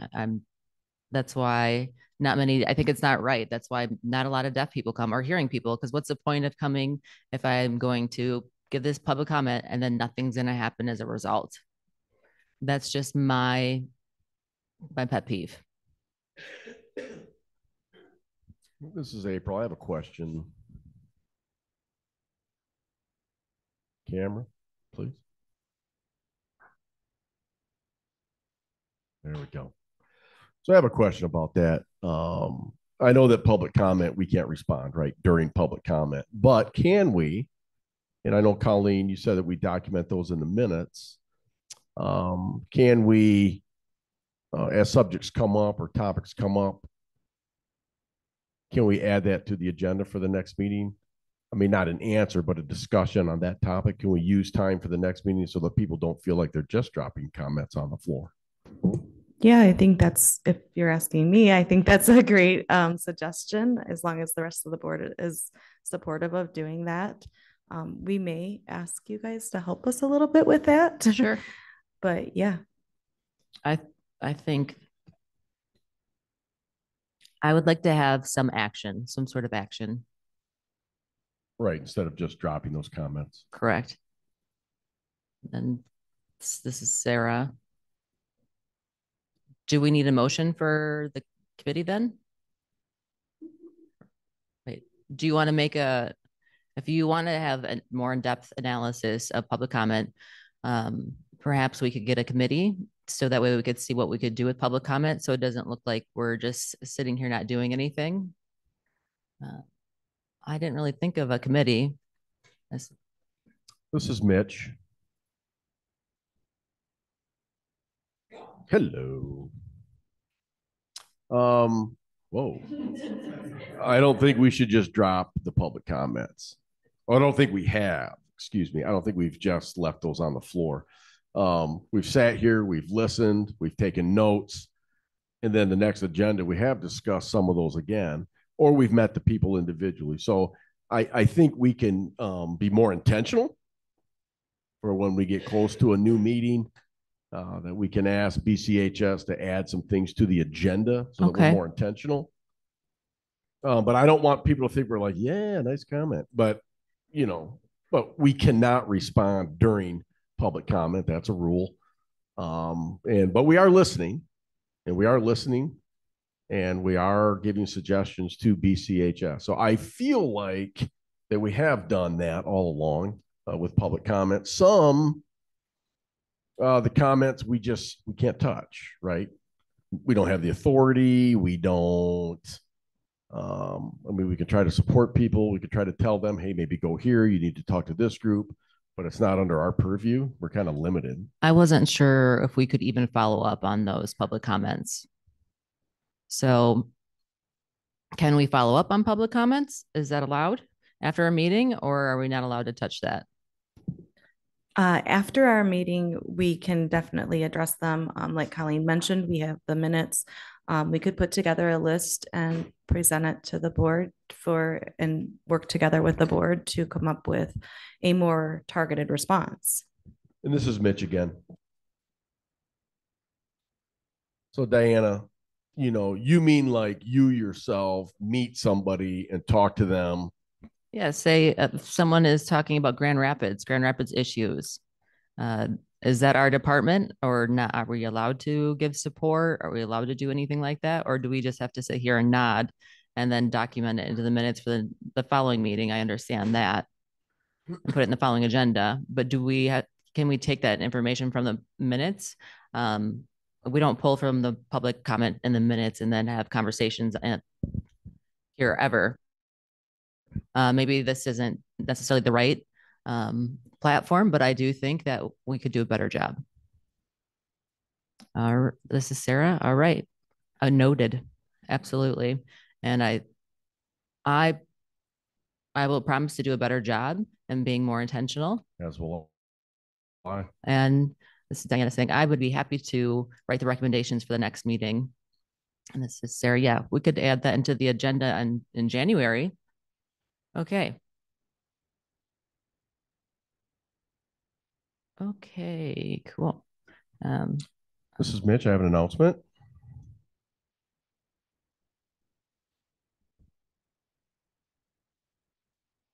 So first, we want to thank all the staff and all the people, the interpreters, everybody who came and have dealt with this long meeting. Plus, understand that there's going to be a second meeting today. I want to let you know that that's not a formal meeting. So we've received some comments today about people misunderstanding, and we're not blaming those individuals for the miscommunication or the misunderstanding. There was some vagueness there. But the meeting today, the secondary meeting, the town hall, is not a formal meeting. Because this board, BCHS, we're committed to listen to your feedback, right? We want that. We want to get your feedback. We've all along committed to receiving that and asking for that feedback. So this is not a public hearing. This is not your last chance, as it were, to get something approved.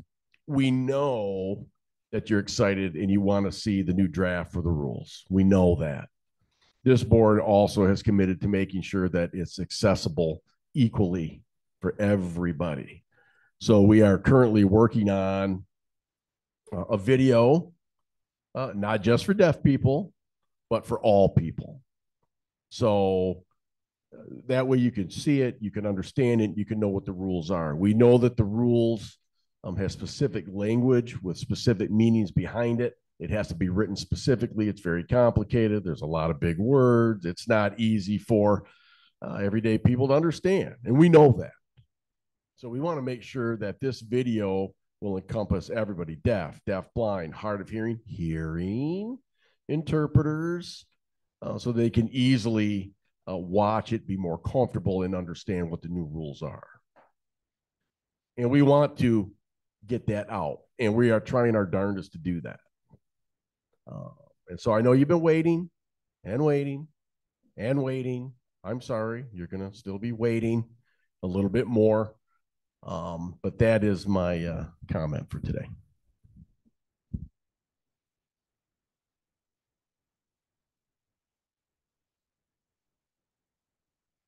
Okay. Heather, you wanted to add something? I just wanted to say one quick thing about what Mitch said. First of all, thank you so much for clarifying that and for sharing that information. I think it's very helpful. And two, thank you to Diana, April, Mitch, and Sarah for working so hard on this project. I know that they've been very dedicated to getting the video, the translation into ASL and on a video. So thank you to all of you and to the board for all your hard work. So that was all. Thank you. Thank you. Thank you for your comments. Thank you for your feedback. Thank you, Lara, for all of your time. I think we need to wrap up because I see other people starting to look in. I know they're waiting for the next town hall, so the next meeting. So we're going to adjourn. Oh, motion to adjourn. Oh. Second, third, fourth, fifth. Okay, meeting is closed.